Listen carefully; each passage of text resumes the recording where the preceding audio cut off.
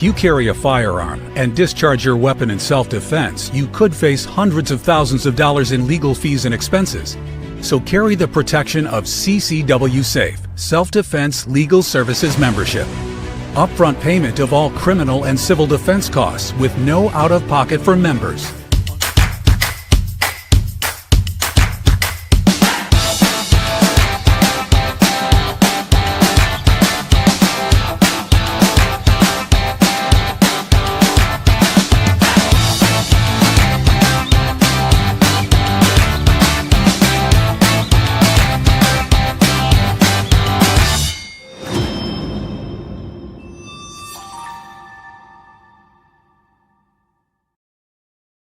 We are back. I'm Chris Evan, the CEO of Survival Dispatch, joined tonight by my good friend Randy Nance from the great state of Texas, Combat Wounded Green Beret. Below him, our good friend Khalid Muhammad from Command 11 in Pakistan, but also grew up here in America, so he's not completely a foreigner. However, you'll notice that Team Carnival is up here on this top line for a reason, right? We haven't got Khalid over to the Carnival team yet, but we're working on it. We get some product over to you in Pakistan. And Jeff MD may be joining us. They're in the midst of a pretty large storm. They've lost power and internet. I know he's on backup power, but he has no internet. Good reason to get Starlink, by the way. That's here's the crazy thing. Well, here's the crazy thing. You know, we had cable for years, and it would go up and down like a toilet seat every time we had a hurricane or a tropical storm.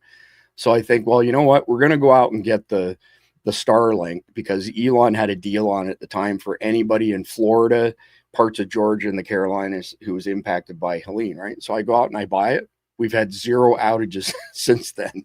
And I also switched to MetroNet, FiberNet, but it's funny. Once you get the backup, you don't need it, right? Isn't that the way it goes? That's right. That's the way it goes, yeah. So anyway, tonight we're going to start another 12-part series. And this one is survival and prepping before, during, and after 9/11 2.0. So Khalid gave a pretty good explanation on his X. The first 12-part series on the road to 9/11 2.0, we covered the terrorist playbooks. Now we're going to cover the other side of the equation, which is to the people who are listening, to do our best to give you some tools to do your best to protect yourself and your family in particular, and your circle. So the way that we've structured this series is like the last one. You can watch them in any order that you want. You can skip some of them. You can watch all of them. It's entirely your choice. Each is built to be a standalone video, essentially. So tonight is the calm before the firestorm and recognizing warning signs of 9/11 2.0, what patterns precede large attacks, and what should you be watching today that the mainstream media is ignoring. And that includes watching Survival Dispatch News, obviously, because, you know, the mainstream media, I'm not going to go deep down the rabbit hole, but 75% of their funding comes from Big Pharma. Big Pharma is by far and away the largest lobby in DC. They make the military industrial complex look like the Boy Scouts. And when 75% of ad revenue comes from Big Pharma dictates what the narrative is on legacy media. And if they don't toe the line, they say, well, you know, we're going to pull our ad spend from you, and poof, gone, just like that. So 5, 6 media conglomerates, BlackRock, Vanguard, control everything. Then you have Big Pharma below them, because obviously they have controlling shares in them. And then you get what's essentially propaganda team and out of the legacy media. Ourselves and many others included in the private space are doing our best to bring you the truth on all of these things. So before we get started, we're going to do the conflicted question of the night. If you're not familiar with this, conflictedthegame.com, there's 14 decks that are all set in a post-apocalyptic scenario. And the questions always have an element of morality to them, hence the name Conflicted. So I'm going to read this off now. And when we get to the end of the episode, Randy, Khalid, and I are going to give you our answers. We want to see your answers in the chat or the comment section down below. This is going out to 9 platforms simultaneously, although I just saw an error pop up on Facebook. Shocking. Anyway, here we go. Your camp was attacked, and you and your buddies fended off the attackers and took 3 people as prisoners. Supplies are low, and they are extra mouths to feed. Would you kill them to remove the threat and save supplies, try to convert them and lose supplies building trust? This would cut your supply timeline in half. Or would you set them free, risking a counterattack? How would you handle this situation and why? So again, there's always this, conflicted element to it. So this more moral perspective. So before I get into sharing the first thing, Khalid, I want you did a much more eloquent job than I did of describing the last 12-part series and this 12-part series. So I'm going to turn over you just to give people the lay of the land here for this one. All right. So what we did was, before we started the 12-part series, we did 2 episodes that were literally standalone, where we just laid out the entire attack. Then what we did in the 12 episodes, we took every page, every tactic that the terrorists have planned for the U.S. homeland attack, and we ripped it apart, step by step, detail by detail, tactic by tactic, and we laid it all out that this is what they're going to do. We gave you some insight into how you could respond, what you could do during those episodes. Now what we're doing is we're giving you your playbook. So those people who are listening, paying attention, actually take this threat as a real threat, instead of saying, oh, nothing's going to happen and we're all safe here. There are so many videos coming out of Afghanistan right now of them flat out telling you they're coming for you. So if you want to live in the dream world and keep sleeping and thinking nothing's going to happen, you're going to wake up one day and find gunfire in your home. And this series of episodes is going to take us through the process of, as a civilian, what do you need to do? How do you need to do it? How do you need to prepare your community? How you need to prepare to not only survive the attack, but live after the attack happens as well. So the only thing I want to add to that is if you go to command11.com and you look at the ton of information that Khalid has put out there, you can go back to any particular point in time, look at what his intelligence, his group's intelligence, because it's much more than just Khalid. He's just the pretty face on the front end, right, Khalid? And yep. Kind of like me in Survival Dispatch. Randy and I, we're the pretty faces here at Survival Dispatch. Oh, I don't know about that. Sucks to be y'all. So anyway, when Khalid and I started discussing collaborating, I did my due diligence, as did he. I went back and looked at his stuff, and it was uncanny how well he predicted this stuff. He didn't even lead with saying, oh, by the way, I'm one of Sarah Adams' primary sources for intel in the Middle East. It just came out organically. And speaking of what, Sarah will be with us on Wednesday, Mike Glover as well. We've got a big special happening on Wednesday. Don't miss that. You're going to hear some stuff that you haven't heard on her prior appearances, because the only thing stays the same is nothing stays the same. But it's going to be a badass episode for sure. So let me pull the first thing up here. And it actually really speaks to what Khalid was just saying. I'm sure everybody's noticed by now that we've seen, one active shooter after another at colleges and universities recently. So are some of this pranks? Probably. Yeah. Are the terrorists paying attention? Absolutely. So whether the hoax was initiated by terror cells or not, they're documenting everything. What does the official response look like? How long does it take law enforcement to respond? What is law enforcement's SOP as far as scouring the campus, looking for the bad guys, so on and so forth? It's all the final steps of them basically optimizing their SOPs against us. So here's an interesting one here. 2 charged for alleged bomb threat at Shepherd Air Force Base. 2 people were detained at Shepherd Air Force Base Friday morning after base officials said they made a bomb threat. According to the SAFB's Public Affairs Office, at approximately 8:17 a.m. on August 22nd, 2 people approached the base at the missile gate in a vehicle and made the threat. The threat led to the gate being closed temporarily, but at 10:30 a.m., the base issued an all clear. Base officials stated that the 2 people are charged with violations of federal law. At the time of the publication, the exact charges and identities of these 2 people have not been released. This has been going on for years. And there was a high profile one a couple of years ago, and all kinds of people in the public were like, we need to throw them away forever. And I agree 100%. But this stuff happens frequently.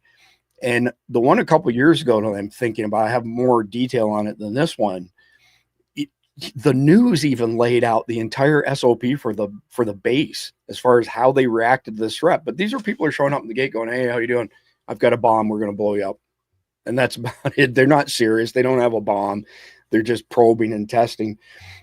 Randy, I mean, being a Green Beret, how valuable is the intel that they're gathering on how quickly these bases react, number one? And number two, just a general question. I want your opinion on, other than MPs not being allowed to be armed on bases in America. That just makes insanity in my mind. Well, I have not been on an installation in a few years, you know, and certainly haven't been on active duty since 2012. But, you know, then they all were. And when I first joined the Army, there were Army guys out at the gates in the morning. And then next thing you know, it became probably when we deployed to Iraq the first time.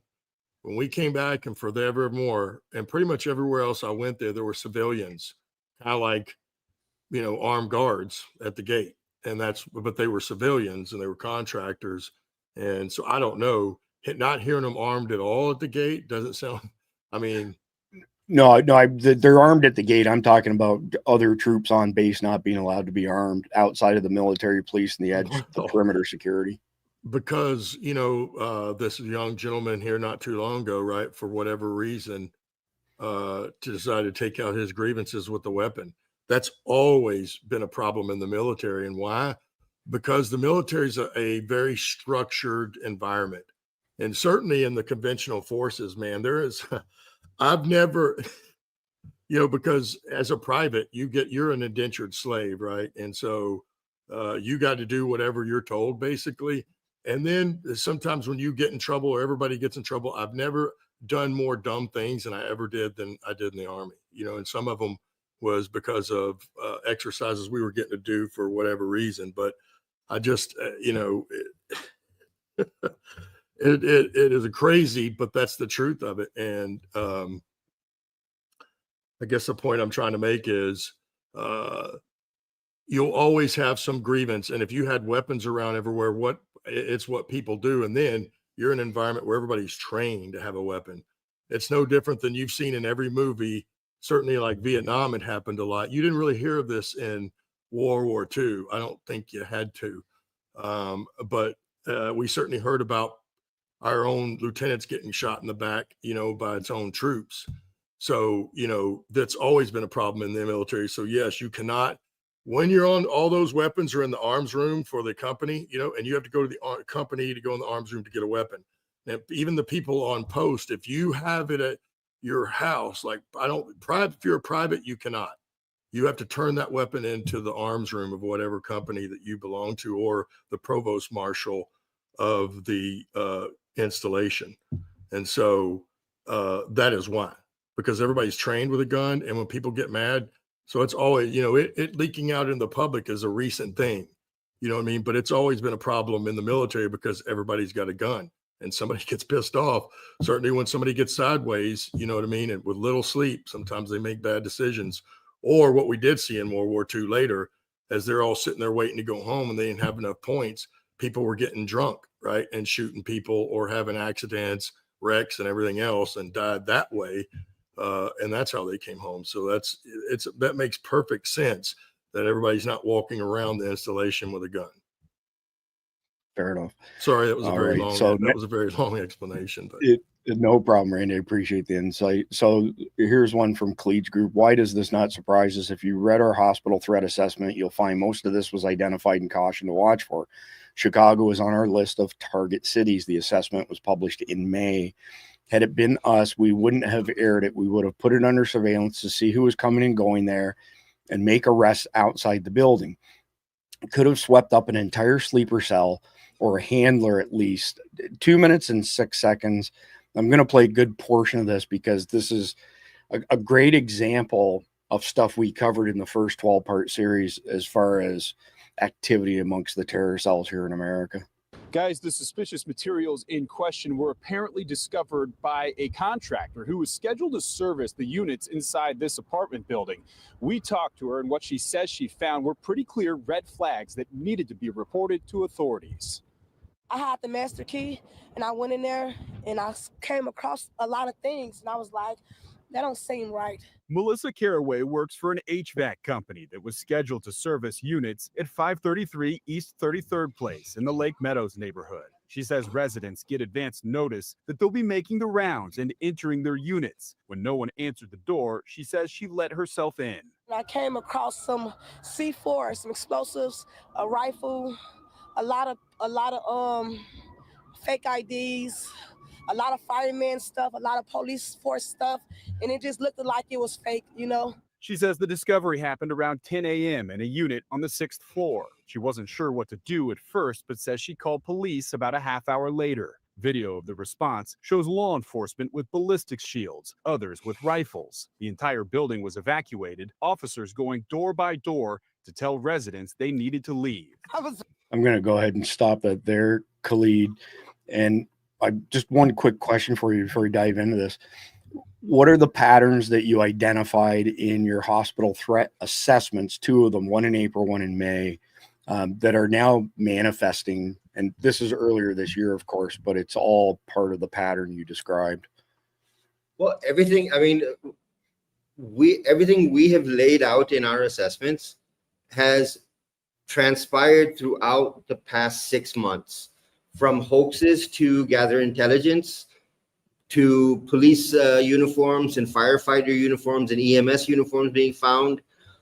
There was an incident yesterday, 2 days ago in Houston, where masked men appeared at the door of someone's house and said they were police there to serve a warrant. The police spokesperson said they had badges. They had badges. Now, getting a police badge is an almost impossible thing, but they had badges. Chicago is one of our biggest fear points because it's a huge city. There are a number of suburbs around it. There's been a mass influx of immigrant Muslims from Afghanistan, Syria, Iraq, Pakistan into the Chicago area. These kinds of apartments we warn people about, that any place where there's an empty apartment, a storage unit that no one goes and checks on, you need to keep an eye on. It's like we said at the bottom of that post, if this was us, it would have never gone on TV. We would have put a team outside, put a camera up in the hallway so we can see the door. Guy comes out, gets a block away, we stop him there and make the arrest and start interrogating. You could have wrapped up an entire sleeper cell if you'd done that. When you put it out on TV like that, you've notified the entire world. Now, every sleeper cell that may have stored something somewhere, they're moving it from there to another place because that fear is now there that, okay, this could potentially be found. So to get rid of the potential of that being found, they're going to move it. But everything we put in that assessment, from migration patterns to the types of tactics that would be used over the past 6 months, each and every one of them we've seen it across the U.S. I appreciate that, Khalid. Just want to address Dave's point here because he's absolutely right. Not many know what a real police badge looks like, and we've covered that in prior episodes that you should be paying attention to that for your local PD and or SO, depending on whether you're rural or not. So good point, Dave. I appreciate you adding that for sure. The other thing, there's lots of instances, ATF in particular, showing up at people's homes, you know, during the Obama years and Obama version 3 or third tenure, last installation under Biden, where the homeowner has called their sheriff's office and said, hey, there's guys here. They're telling me that they're ATF. They won't show me their ID, because a lot of what they were doing is they would flash their badge. Yeah, we're from the ATF, and that was it. And then the homeowner would say, can I see your badge? They'd be like, no, we already showed you the badge. And there's one video out there that's pretty funny, actually. So the guy calls the sheriff's office and says, hey, there's this guy claiming to be an ATF officer, and I just want to know for sure if that's what it really is. So the sheriff's office shows up. They draw down on this guy. They're like, get on the ground, get on the ground. He pulls his badge out and says, I'm ATF. Get on the ground, get on. They handcuff him and they take him away. It's you know, ATF is a cancerous organization. Of course, I probably just put another bullseye on my back. But anyway, look it up. It's not hard to find. Just look up ATF agent taken away in handcuffs, and the video's out there. It's a good one. All right, so moving on to the next one here. And this is also from Command 11. So fiction cannot be deemed intel in any scope of the word. The Taliban is writing fiction as intel reports for the U.S. because they have Sebastian Gorka and Zalmay, along with a massive number of Afghans that have been imported into the U.S. to lobby for the Taliban to sell it as truth to the CIA, DOD, ODNI, Donald Trump, et cetera, et cetera, et cetera. Randy, before you tackle this, I want to say that Khalid made a post over the weekend, and somebody replied to it. Actually, hold on a second. Khalid was tagged in a post over the weekend, and somebody was mentioning how the Taliban is working with ISIS, which they are, and Khalid's got plenty of intel, and we've played it. Somebody from the peanut gallery chimes in, basically, y'all don't know what you're talking about. The Taliban and ISIS are at war. So clearly reading the bullshit reports from the Taliban saying, hey, that's not us. That's those bad guys over there at ISIS, you know. Well, not only that, do you hear anybody here say anything about it or any of that? Not a word, not one peep, which is right. what again, somehow the general public seems to be, well, if it's not on the news, must not be happening, or it doesn't concern us, or any version of that you want to put out. But, I go back to what Khalid said, they're putting out all kinds of videos. They're telling us all kinds of stuff. It's just that we've been shut off from it. So, yeah, and that's not just a failure on our intelligence agencies. That's a failure on the media. And, we could go down the line, and, it just, I read something earlier that, that people don't believe that there would be this many people involved across that many different organizations, but this took about 50 years for them to put into place. And so you have to realize that. And then look at how some of those, even the politicians that have been around for 40 or 50 years in office. So that's why we're watching this, I think. And, I think that people need to pay attention, because if in fact it's true that when our CIA told them they're not going to get in the way or stop it, that means we have no protection. That is the protection for that particular type of thing. Let's be clear on this. What Randy is saying is not, unknown, and it's not BS. The CIA has made all kinds of deals with the Taliban, and some of them are pretty well known. There's been people who've gone on the record. Maybe that's a good spot. We've been in bed with them since at least September 11th, right? I mean, supposedly is that adversarial level, but what I will tell you is we're always playing both sides. So I know that's what they do. Yep. Khalid, do you want to speak to that before I bring the next one up? Yeah, a couple of things. You guys have to understand, this is all gamesmanship. What the Taliban is doing is they're showing you here and they're acting here. They show you a video.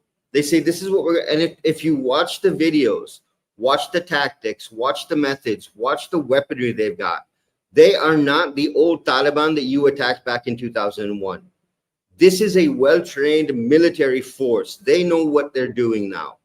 And they've learned from the US military. They've gotten help from the Russians. They've gotten help from the Chinese. They've gotten help from the Iranians. Everyone has worked together.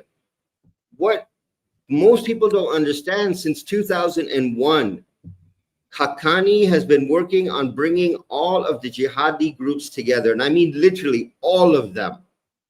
There's no longer a Shia-Sunni divide.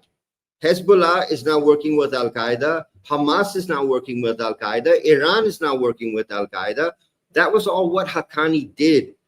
The reason I have always, if you go through our entire X account, if you go through our website, the one person in Afghanistan I have hammered the most is Sirajuddin Haqqani, because he is the worst double dealer.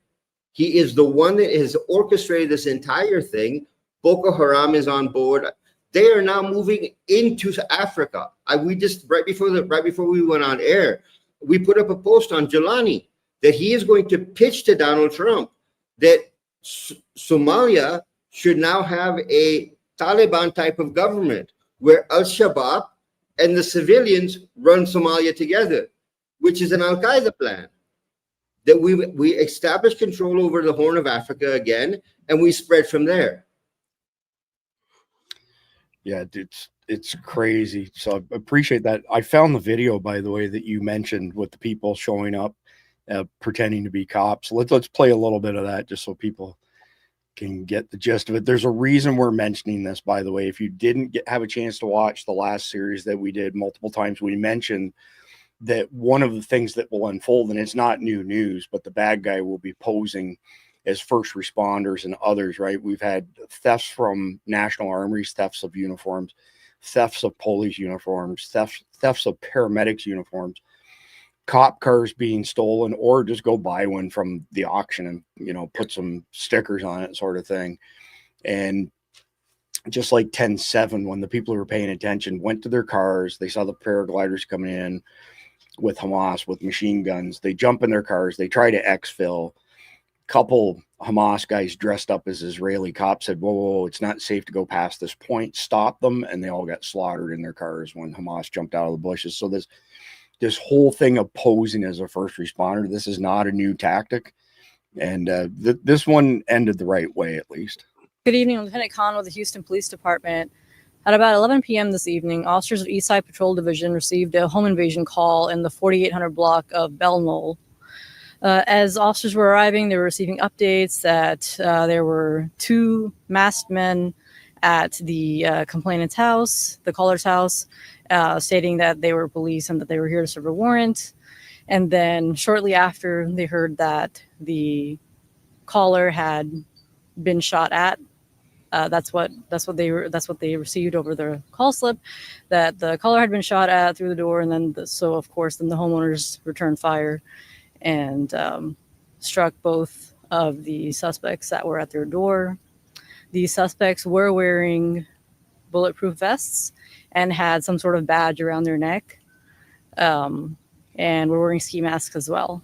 So right now we don't have ages on the suspects. They look to be younger, maybe at the most like in their 30s. And the complainants are okay. They're not struck. They're not injured. The suspects have both been pronounced deceased. Officers. So I'm going to stop it there. So do you want to speak any further to that, Cleet, or do you want to just go to the next one? No, I think she made it clear. If you look at her uniform, she doesn't even have a badge. That's a stitched on badge. Yeah. Good point. Really good point. All right, Randy. So check this out. TikToker claims people in Olympia, Washington are arming up with guns and knives and preparing to ambush ICE if they come to their town. So my wife's sister and her husband live in Puget Sound. You literally walk out their deck and mount Rainiers in your face. Like, it's beautiful. The sound is in front of them. And so when we went down to Olympia with them, this was last year, there were 10,000 homeless people camping out on the side of the interstate from where we got on at their ramp and all the way down to Olympia. Then as we're coming into 10,000? Yeah, 10,000. Yeah. Oh, man. So then, and I actually have read that particular camp at its height was an order of magnitude larger than that. I don't remember. Where the exact are they going numbers. to the bathroom is all I want to know. I mean, how you could smell it a mile away. Oh, if you open your windows, you can smell a long ways away. It's a, you know, it's a biohazard essentially. So get this, and we pull into Olympia and we come up and there's a big Hobby Lobby, and Cindy's sister said, yeah, wait till you see what's on the other side. We call it the Hobby Lobby encampment. And we come around the corner, thousands of more people, you know, all homeless people there. And I don't have like a hard on for homeless people or anything. But that's just tragic. It is for the richest country in the world, but it's also really dangerous. The number of assaults and rapes and stuff that happens is insane. But I can only imagine. This guy here kind of looks like your prototypical, you know, left-wing type of person up there. I mean, I thought I was in a different country, to be quite frank. It had been years since I'd been out that way, and you couldn't pay me enough money to move there. But let's hear what he's got to say here. TikToker claims people in Olympia, Washington, arming up with guns and knives, preparing to ambush ICE if they come to their town. What's up, TikTok? Looks like I was talking with the homeless people out here. They're getting ready tonight, man. So right over here is where they're all at. Chilling right over here by the transit center, and so yeah, they're chilling right there, and ain't nobody fucking with them. They're ready tonight, man. They got baseball bats, knives. Some of them are armed actually. So like, if ICE comes in here, man, the one dude I was talking with, he said if they come and try to fuck with him, he's already going to shoot. He don't care. He has nothing to lose at this point, is what he told me. He goes, God forbid if they come in here and mess with me, we're going to be crashing out right here. That's where he said, right behind me. And he said, if they come and fuck with us tonight, he goes, man, he showed me his pistol, and he goes, man, they ain't gonna like that, man, because I'm gonna shoot and ask questions first, is what he said. Shoot and ask questions later. I think it might be a little bit on the high side there, but Randy, like, very specific question. What are your thoughts as far as, you know, SOPs for ICE and how they need to be tweaked in light of all this threat and violence? There has been violence, but now the threats keep escalating. Well, I mean, you know, people say they don't want a police state, right? But then you keep doing things that make your police have to keep elevate, as we've talked about, even with the tactics of terrorists lately, they have to elevate your tactics.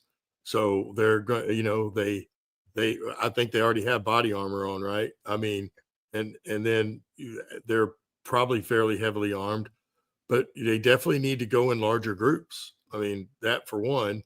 And I hate to say it, but man, if they're going to go out into the public, you know, they better have at least 200 or 300 agents, right? I would think, and one to pull something off. And I'm just thinking of, you know, what size element you might need in this country to go in something like that to protect yourself, to make sure as many of your agents go home as possible. You don't really, you know, the dirtbags and douchebags will take care of themselves, but you want to make sure that everybody else goes home. So that, to me, that's more people. That's definitely more people, because there's no way to beat boots on the ground. And, you know, we can talk about all the other tactics, but the fact of the matter is, how much was it they passed? I can't even remember. It was a lot of money, in the billions, right, that they gave them ICE for 170. Well, 175 billion, big beautiful bill for deportations, 75 billion direct to ICE, the other 100 billion distributed amongst other agencies and efforts. But if you took, even at a federal bureau agency, 75 billion, that's a lot of money. That's what I mean. Put some people on. Let's get this done. Don't quote me on this, but I want to say that 175 billion made our, you know, deportation army, for lack of a better term, something like the third or fourth best funded, you know, army in the entire world. It's certainly a big number, and it's going to be needed to clean this mess up for sure. Khalid, do you want to add anything to that before we get into the main subject? Well, just one thing. I mean, these are all, if you look at Washington, this is a sanctuary state. Yeah. And from Washington to Oregon to California, you have terrorist elements who have cells inside those states already. Something kicks off, and it's going to turn into a bloodbath. The problem that I have is that when you're talking that, you know, I'm going to execute an ICE officer, they're not coming in with their hands tied. They're coming in with weapons themselves. And I'm almost at the point where I would like to see President Trump take the gloves off and say, if someone goes hostile, you go double hostile. Just like back in Iraq and Afghanistan, the U.S. military was given the permission to take the gloves off. Once they took the gloves off, the battlefield changed.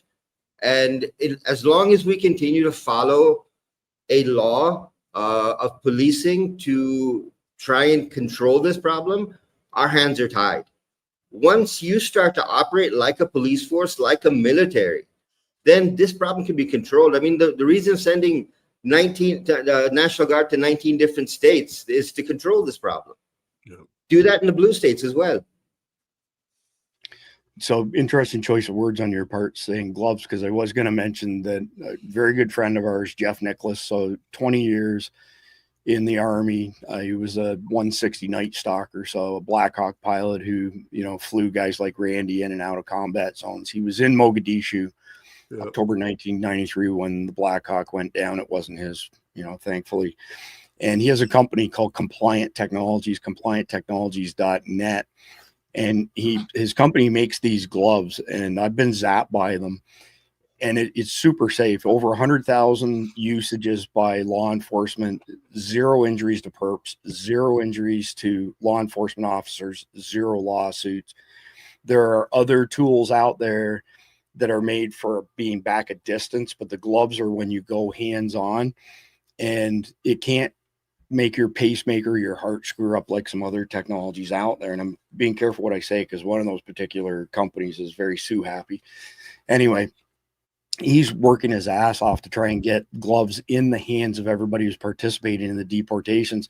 I'll send them a video, and there'll be an illegal who's holding onto the steering wheel of their van, and it takes 4 or 5 ICE officers to get them out of the van. 2 of them, end up losing their grip. They smash their head on the ground. That whole thing is solved in a matter of seconds with Jeff's products, the gloves. You grab somebody with the gloves, they will instantly be compliant. It's a huge force multiplier. So if you know anybody in law enforcement, or if you're in law enforcement, check out complianttechnologies.net. If you want, you can email me at support@survivaldispatch.com. I'll be happy to give you an introduction. But here's the problem with the way it's been going down. Those agents who are involved in those hands-on physical interdictions, there's only 6,000 ICE officers in this gig at this particular point in time. How long do you think they're going to last when they're doing all these hands-on interdictions and it's turning into injuries? It's a massive undertaking. So we do have the ability to solve that if we just had the wherewithal to do so. Well, I just want to make one point. A few episodes ago that he talked about when Pakistan got ready and they had to, deport a lot of folks. They did it in a very timely fashion. And that's when you're really trying to get some. So I'm wondering what the hang up is here, because we had good start. Now it just seems like it's slowed or it's not talked about. But, we're not really getting a lot of people out of here. But, Well, depending on whose numbers you want to believe, we've got the official number under the Biden/Obama admin was 21 million. JJ Carroll, 24-year CBP special agent. He'll be with us a week from tonight, by the way. He says the number's over 50 million. If you're deporting 3,000 people a day, it ain't going to happen in our lifetime. It ain't going to happen in our lifetime. Yeah. So let's dive into the meat of this tonight as far as leading up to 9/11. So again, the first 4 episodes here, this is the first one in this series, are what's happening before 9/11 2.0. So identifying potential signs of impending terrorist attacks is a complex and sensitive topic, as these activities are often deliberately concealed to avoid detection. However, based on historical patterns, law enforcement insights, and security analysis, certain indicators may suggest increased risk or preparatory activities. These signs are not definitive proof of an attack, but are often used by authorities to assess threats. Below is a concise overview of common indicators grounded in publicly available information. So I'm glad that's in there, because we typically have somebody from the peanut gallery saying, you're training the terrorists. Yeah, okay. It's all open source. So number 1, increased surveillance or reconnaissance. Suspicious individuals or groups observing high-profile targets, government buildings, transportation hubs, or crowded public spaces. Repeated visits to a location, photographing or filming security measures, or asking probing questions about schedules or operations. Example, noticing unfamiliar individuals sketching layouts of a public venue. Before I get you to weigh in on that, Cleet, I want to mention that I want to say it was around 2010. We had a rash of Chinese nationals walking onto military installations here in Florida. I mean, they walk just south of us, Merritt Island, the Kennedy Space Center. They're walking down the beach, taking pictures. And when the MPs grabbed a hold of them, I think it was the MPs, it doesn't matter. When the law enforcement got them, they said, oh, we're lost. We Chinese tourists, we lost. And they had all these, images. Then our small naval base in Key West, the same thing happened. And the list goes on and on and on. And so this is not a new phenomenon for anybody, who tracks this stuff. So I want to get your comments initially, though, on that first phase, Cleed, increased surveillance or reconnaissance. Well,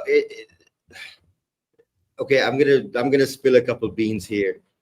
We've got 2 books that were written by Al Qaeda. One written by ISIS, one written by Al Qaeda. One is how to operate counterintelligence in a enemy field. The other is a lone wolf manual that was written by ISIS, both in English, Arabic, Pashto. It's in every language. When you read those books, they have taught their people how to do everything without being noticed. The mobile phone for me is not only one of the worst intelligence tools, it's also one of the best intelligence tools. Back when we were around, I mean, we'd actually have to walk into a building 15, 20 times to be able to draw out a sketch because we couldn't sit at a table and draw it out because people would notice. Now you turn on your mobile, you turn on the camera on your mobile phone, stick it in your pocket and walk around. And you not only get the layout of everything, but you know placement of everything as well. And along the way, you have the placement. The thing people need to understand is that this didn't start now. This has been going on for almost a year and a half, but no one knew. No one was paying attention. So all of these extremists moved into the country. Remember, 2001 is when the flood started.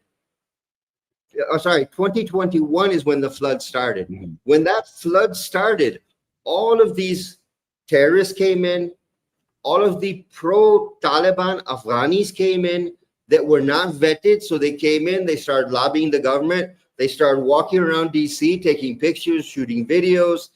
They have built an intelligence base that is just like what the CIA would have if they were planning an operation of some kind. And when you look at, because again, our human assets are sitting inside these meetings.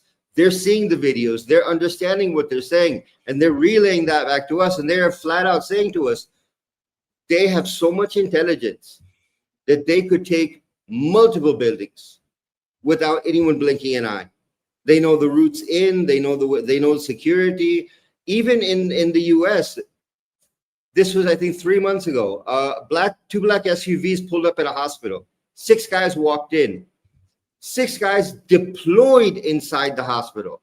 And each one had a different story asking about security measures. We're bringing a VIP patient in. What's your security like? How is your protection? Can someone get into the building? Oh, we're here to learn about your security because we're building a hospital in such and such location. What's your security like? People went to doors and tried to open secure doors, asked about key cards. These guys have done their homework. Do not think this is, today, that this is all happening today and people are just figuring this out. This has been going on since 2021. Since 2023, we've been tracking it. Us, Sarah Adams, a couple of other people, we've all been tracking. But every time we talk about it, the peanut gallery picks up a stone and goes, oh, you're making it up. Oh, it's fear. Oh, it's this. And we go, look, don't believe us. We don't care. Don't believe us. But let the people who are actually listening, listen. So I don't know if you caught this or not on X. There were somebody, peanut galleries, you just said, who said we were full of shit, suggesting that these guys, ISIS could take a hospital because they have key card security passes, right? Yeah, I saw that one. I did. So, of course, there's a ton of intel out there that's been very public, by the way, on the part of hospitals who have miserably failed security audits. It's bad. It's really bad. 56% of American hospitals have key cards in the wild that they've lost track of, but they have not disconnected them from the system. They haven't forbidden them from gaining entry, right? That aside, when I saw that comment, what popped into mind immediately was, okay, so the hospital staff have key cards so they can get around. The bad guys come in with guns blazing, but they wouldn't be smart enough to grab the key card off the employees and open the next door. Come on, like this isn't rocket science, but anyway, and I mean, we're laughing, but it's not. This is actually not a very funny topic when you dive deep into it. So, Randy, what I'm going to do is I'm going to cover like a couple of these points at a time, bounce back and forth between you, because I just counted 20 tabs that I have open here, and it's important information that I want to get out there. And the only way we're going to get through it is alternating back and forth. So, number 2, unusual acquisition of materials purchases or theft of large quantities of chemicals, fertilizers, i.e. ammonium nitrate, and other materials that could be used to make explosives. Attempts to acquire weapons, ammunition, or tactical gear in unusual quantities or through irregular channels. Example, bulk purchases of hydrogen peroxide or acetone without a clear, legitimate purpose. Number 3, suspicious behavior or testing security. Individuals testing security protocols such as attempting to access restricted areas or timing response times of law enforcement, abandoned bags, vehicles, or packages in high traffic areas, potentially as a test or preparation. Example, someone leaving a backpack in a busy area and observing from a distance. So, Randy, I want to get your comments on both of those, with the most important piece of this being, how does our audience, the average citizen, distinguish between, innocent behavior and this actual pre-attack surveillance and intelligence gathering? Well, I mean, again, they're going to look a bit off, I think. You know what I mean? I don't know. Maybe that's just because I know what I'm looking for. I don't really know. But, if you see a dude that just comes and lays a backpack by a bench and then just casually walks off, that would be a bit odd, wouldn't it? I mean, most people don't do that. I get that you could walk up and I guess act like you sat it down for a second, and then maybe you forgot and walked off. But that seems odd in itself. So it's any of that kind of odd behavior, or if they seem to be, they're not there taking pictures because of their kids are there and they're on vacation. There's a difference in picture taking. People can see that as well. I mean, if you're taking it, for sure it is. What can you pull up that list that was only those two things you had? I had a couple things I wanted to say, but I forgot the. Yeah, sure. I want to add one more quick thing, Randy, and this is not scientific, but if it doesn't feel right, it's not right. Yeah, that's right. Tony Blauer, who's a good friend of ours and the preeminent world expert on sudden violence, frequently says in every single account of somebody surviving a near-death experience, every single one of them said something just didn't feel right, but they ignored their intuition. And next thing you know, they end up in a rape and almost a murder type of situation. Go ahead, Randy. Well, I think, the veterans already know that too, right? Certainly people that have been in combat even a little bit, you get to know what they're talking about when you say that something just seems off. And then, when you kind of do the work that we've done, maybe that gets, I don't know, again, maybe I said you just notice it more, but now you know what you're looking for, I guess. And when you've done it yourself, it's pretty easy to see. And then not everybody's a pro at it, right? So they're going to they're going to look a bit off. And that's the same thing. And even when it comes to this first responder thing, I would just say, if first responders showed up real fast, like when something just kicked off and all of a sudden there's like 2 or 3 or 4, there's some sitting there, just seem to be sitting there, that would be a bit off, wouldn't it? It's going to take time for them to respond. You might get lucky that there's some law enforcement that just happens to be there. But I think what you would see in that case is that law enforcement then is going to back off to an overwatch position and wait for the cavalry to come. They're not going to come charging in there themselves. So if they're sitting down there, that would be something that would be off, that you might, besides their shoes or any other thing. Prior to 2020 and defund the police, the average response time in urban centers in America was 8 to 12 minutes. That's for the first cop to show and even up. That seems like a long time to me. I told you when Keith Graves first lit up the security team at his church, they have 4 campuses. They ran it for 8 minutes with UTM rounds. People who aren't familiar with UTM rounds, you take an actual firearm, you modify it. It shoots at a small man marking round over 400 feet per second, but it has a primer in it pretty much identical to a regular round. So the auditory report is extreme. And Keith is walking around with his bullhorn saying, okay, 1 minute. And by the time they got to 8 minutes, everybody was dead. This is the very first time. They're 8 minutes. Yeah, a long time in a gunfight. So and that's what the comment was from everybody, is that still was the longest 8 minutes of my life ever. Yes. Number one. Number two, Randy can probably attest to this quite handily, that when we send in the frontline guys, like especially Green Berets like Randy, obviously there's a finite amount of ammunition that they can carry with them. We typically send in squads with enough ammo for a 7-8 minute skirmish, and then it's time to hightail it out of there. 8 minutes is a long time to be under fire. Very long time. If you're in there, and if it's a turkey shoot, which, let's be honest, most people aren't going to be armed in there. These folks will be. 8 minutes is going to seem like 8 hours. That's if you live that long. Well, yeah, and again, nobody survived in Keith's church that first time they ran it. It's pretty Well, yeah, I don't doubt that. pretty crazy. So let's move on to 4 and 5 here, Khalid. Radicalization indicators, public expressions of extreme ideological views, particularly those endorsing violence, often shared online or in community settings. Sudden changes in behavior, such as withdrawing from social circles, adopting extreme rhetoric, or associating with known extremist groups. Example, an individual posting content praising past attacks or expressing intent to act. And number 5, logistical preparations, unusual travel patterns such as frequent trips to conflict zones or areas known for extremist activity, stockpiling resources, renting vehicles, or securing properties that could serve as staging areas. Example, renting a large van or storage unit without a clear business need. So, Clete, I'm going to turn that over to you. Well, when you talk about radicalization, you have to understand that these guys have now been trained in how to operate. It's in our assessment. What you're looking for is military-age males, 18 to 35, who will look like they don't belong. They will speak English to a level of what you could learn from a book, but they wouldn't know the colloquial phrases that we use, the little slang phrases we use in English, because they don't know English the way they should. They've been taught certain phrases.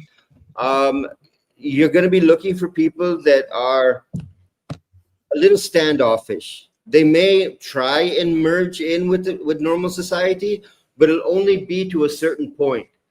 At that point, they'll start pulling back. The best way to figure out if somebody's radical or not, hit a hot topic. Talk about Israel. Talk about Islam.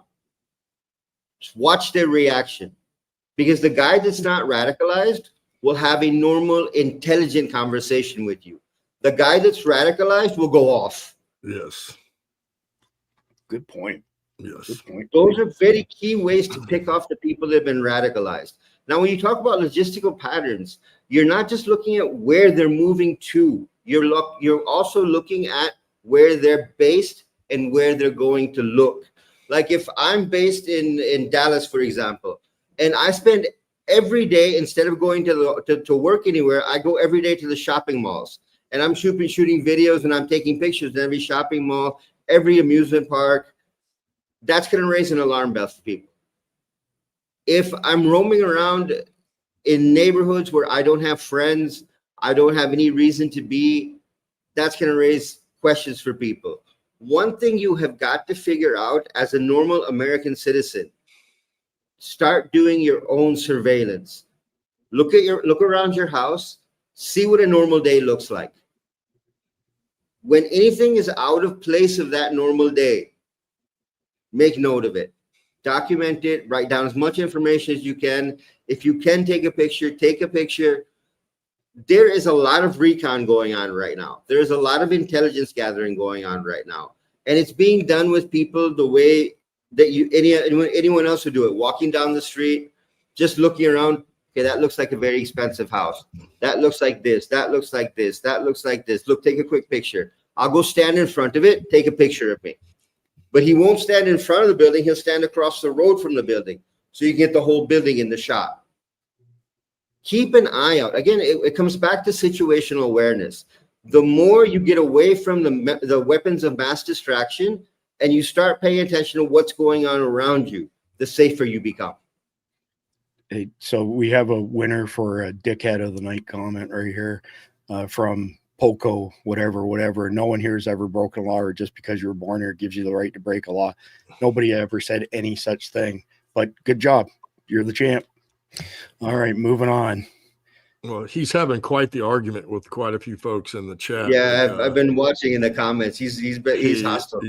Yeah, he is. So if you're trying to endear yourself to Americans, you don't say ridiculous things like that. Nobody made those comments, but that's the typical left, right? Where they create this straw man, where they make up the scenario and then they get offended by it, and there's not a whole lot of so there's some interesting responses to him, by the way. Yeah, there is. Good job, team. Keep it up.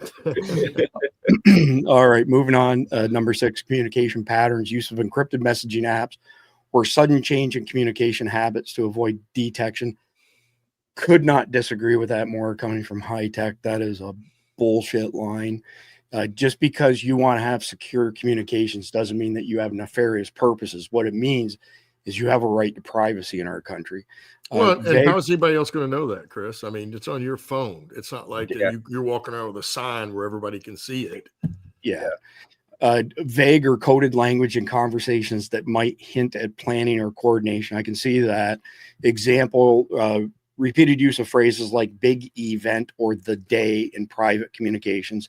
Number 7, pre-attack warnings or claims. Public or anonymous threats issued via social media, videos, or manifestos, often claiming responsibility in advance or outlining grievances.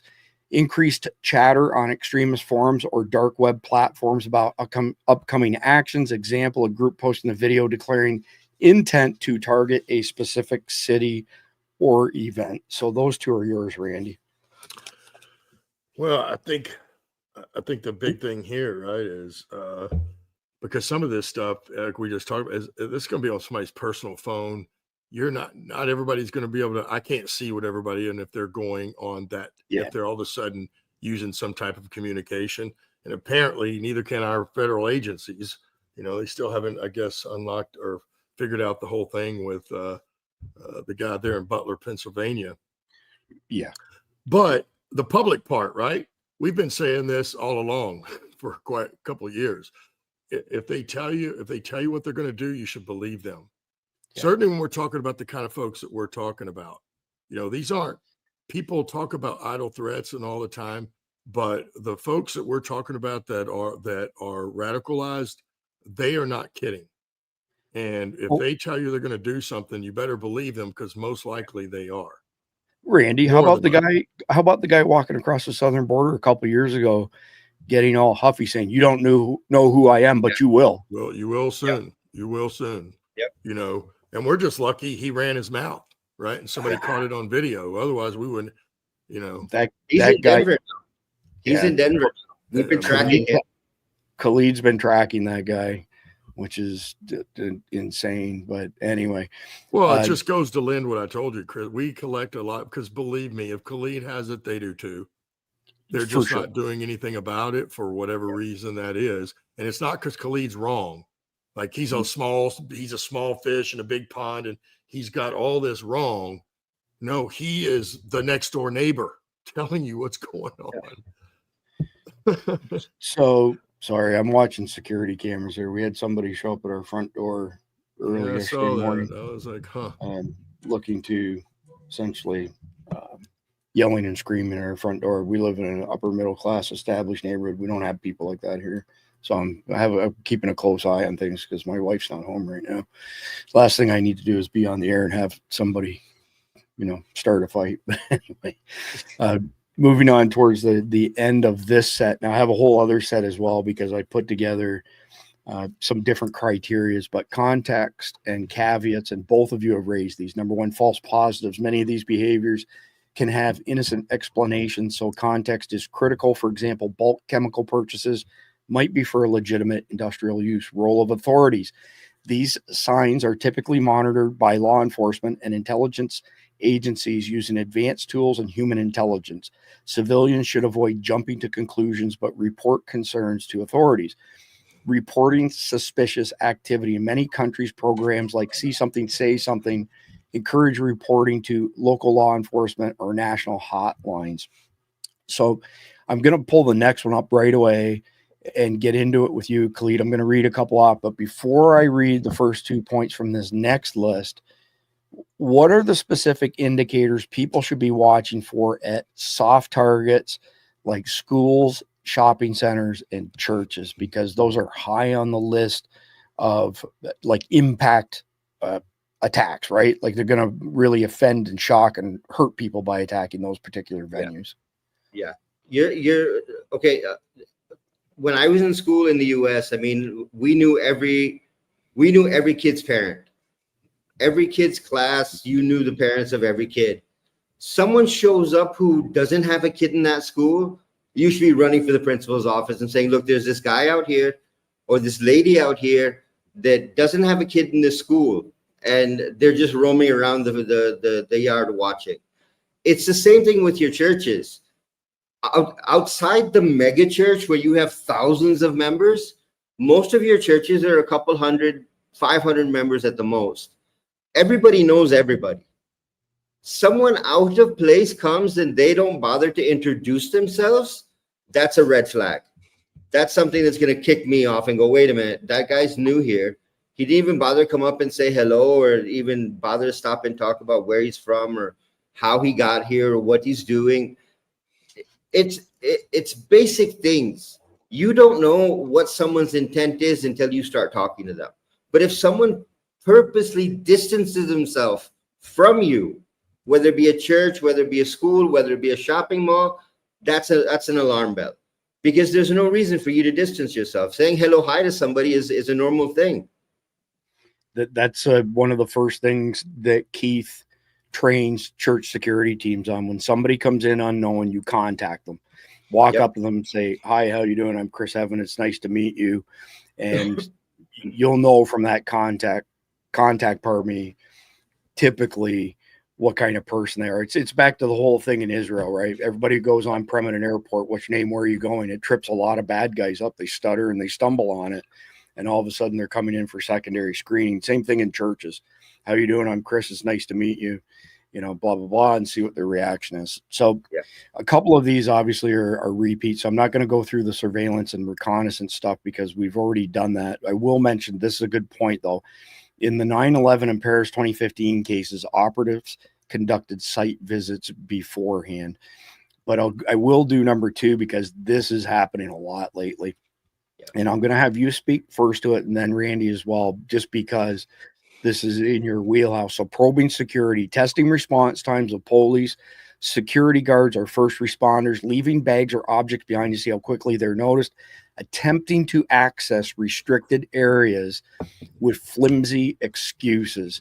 So actually, Randy did speak to this, but you didn't have a chance in the last list, Khalid. So I'm going to have you respond to that. And then Randy, I'll give you 3 and 4 off this list. All right. Now, again, we've been monitoring this stuff for almost 2 years now. We made a 8-month list public on our website of different threats that had been tracked from our organization inside the US. The level that people are moving at, when you're probing security, you're not just making the bomb threat on the phone or via email or via social media. You're physically trying to put a car into a schoolyard. You're physically trying to put a vehicle into a location where it should not be. And then you're watching what happens. Because most of the time what happens is you put the odd thing in place. Once you put the odd thing in place, someone's watching. How's the reaction? How do they move? What do they do? What is the happening after this? We have yet to see bags be placed. I remember outside of a police station in New York, upstate New York, someone left an IED that was not fully connected. They just left it there to see how the police response would be right outside literally right outside a police station, and watched what would happen. Look, your terrorists have gotten so smart from watching how the US operates that they've developed counterintelligence and intelligence protocols. They have figured out how to knock on the door and get the information they need without raising alarm bells. I cited 2 books earlier, one written by Al-Qaeda, one written by ISIS, where they literally lay out how you do counterintelligence. How do you determine if someone is following you? How do you move in an area so no one detects you? The fact that you have been given permission to have a girlfriend, drink alcohol, go to the clubs, that's all part of letting you blend in so you don't raise alarm bells. The game has completely changed. And I keep saying this. I said this in the last round of a series. I'm going to say it again now. The playbook that the intelligence agencies are using right now is outdated. You are still playing with the Al-Qaeda playbook of 2001, 2002, 2003. This is a different world now. And you have not updated your playbook. You're on mute, Chris. Apologies. there's an old adage that I'm sure that Randy can attest to, and that is we're always fighting the previous war, the last war, which would be the one and only thing that I think is a positive coming out of Ukraine and Russia. We're gaining, massive amounts of knowledge on drones in particular. Just before I go on to these next couple for you, Randy, just leave me alone over on Rumble. He said something like, well, now he's just pissing me off. So I was looking through the chat to see what was going on. He's talking about an armadillo who's tearing his yard up. Been there, I saw somebody done that. Yeah, been there, done that, and had a problem with them going under my patio, in my lanai, like up towards my pool. And we tried everything to get rid of it. We couldn't. And a good old boy buddy of mine, he said, easy. He says, just go down to Publix, grab a big old thing of cayenne pepper, sprinkle it down on their path to go in. They'll get it all on their chest and their belly and stuff, and they will not go there again. So try the cayenne pepper deal. It works pretty good. I'm not going to go in depth in answering this question. The answer is yes. Just that's about all I can say. Yes. That's all we can say. We cannot confirm nor deny. Leave it to the professional here. All right. So dry runs, simulated rehearsals to practice timing, movement, or coordination for coordinated attacks. Rehearsals may involve convoys, multiple vehicles, or synchronized movements without actually carrying weapons or explosives. Pretty tough for the average person to spot that. Number 4, suspicious acquisitions. We covered that previously, so I'll go number 5. Unusual financial transactions, large cash withdrawals, or sudden funding to individuals, groups with no clear source. I'm not buying number 5 at all, because the banks are, up your ass with a microscope these days over every penny. That's just not happening in today's audited environment. So I'm going to unless they're supporting your cause. No, there actually is a point there. Chris, there actually is a point there, because the banks are monitoring so heavily transactions that are coming in. These guys are using crypto. They're passing crypto back and forth between each other. And through those crypto transactions, they're able to get cash to their operatives. And that's one of the reasons, Hamas openly advertises a Moderno account. And that Moderno account is a crypto account they're using to fund terror activities. I'm just suggesting the stuff that anybody would notice, that anybody's privy to, as far as large cash withdrawals and stuff like that. They're all over that like a fat kid on a Sonic milkshake. That's not something that's just, missed these days. They've clamped down so hard. So I'm going to move ahead. We've already covered changes of behavior. Again, this is a second list. I prompted with different cues. AI is much like most software. You'll get out based on what you put into it. So I've got some fairly sophisticated algorithms that I've written myself to pry information out of them that's actually worthwhile and useful. Because if you ask simple, static questions, you won't get the research that you're looking for. But number 7, we covered that, increased chatter propaganda. Number 8, suspicious travel and logistics. We covered that. Here we go. Abnormal security drills or coincidences. In some past cases, training exercises conveniently mirrored real attacks. Lone individuals asking about emergency procedures or evacuation routes in a way that doesn't fit their role. Speak to that, Randy, and then Khalid, I'll give you number 10 before we move on after that. What do you mean about the abnormal training exercises? Abnormal security drills or, coincidences sort of thing. Well, again, I don't know how the average citizen, unless it's your neighbor and they're doing it on your street right in front of you or at work, yes, if you, it's kind of what Khalid was talking about earlier. If somebody's like loitering around where they're not supposed to, or they're doing things, or even that they seem to all be, in lockstep, like even in timing, and just doing something that looks odd, then there might be something to that. But again, I don't know how to instruct the public on what, you would have to do to recognize that. Well, I'll give you an example. If you're not, like Khalid mentioned already, if your face is not buried in your weapon of mass distraction, there are certain things that are going to stand out to you. For and sure. One of the things that stands out to me is people casing properties. Yeah. And they're going to be loitering to do that. They have to loiter around to case the place. And then you can see that they're casing it because they're going to probably go on all four sides, or you may see them there for several days in a row. Let me And give you a so- prime example. The guy who showed up at our door early Sunday morning was banging on the steel storm door. And, you know, is anybody in there? Is anybody in there? He stepped back. I don't know if you all watched the video that I sent you, the security video. Oh, no, I'm going to have to But go if you back. look I at didn't know him, you sent it. if you look up, he's looking up and around the entire He's our trying front to find the entrance. camera. He's trying to looking find for the camera. cameras Yeah. and all that kind of stuff. And we've done a pretty good job of disguising a lot of that stuff, but I'm sure he did get some intel. That guy was either knew exactly who we were, or he's casing our neighborhood, full stop. And, you know, without saying the town that we live in the safest city in Florida, the lowest crime rate of the entire state. And we'll never be a big city because we're locked by municipalities, counties, and the ocean. So this city that we live in can't grow.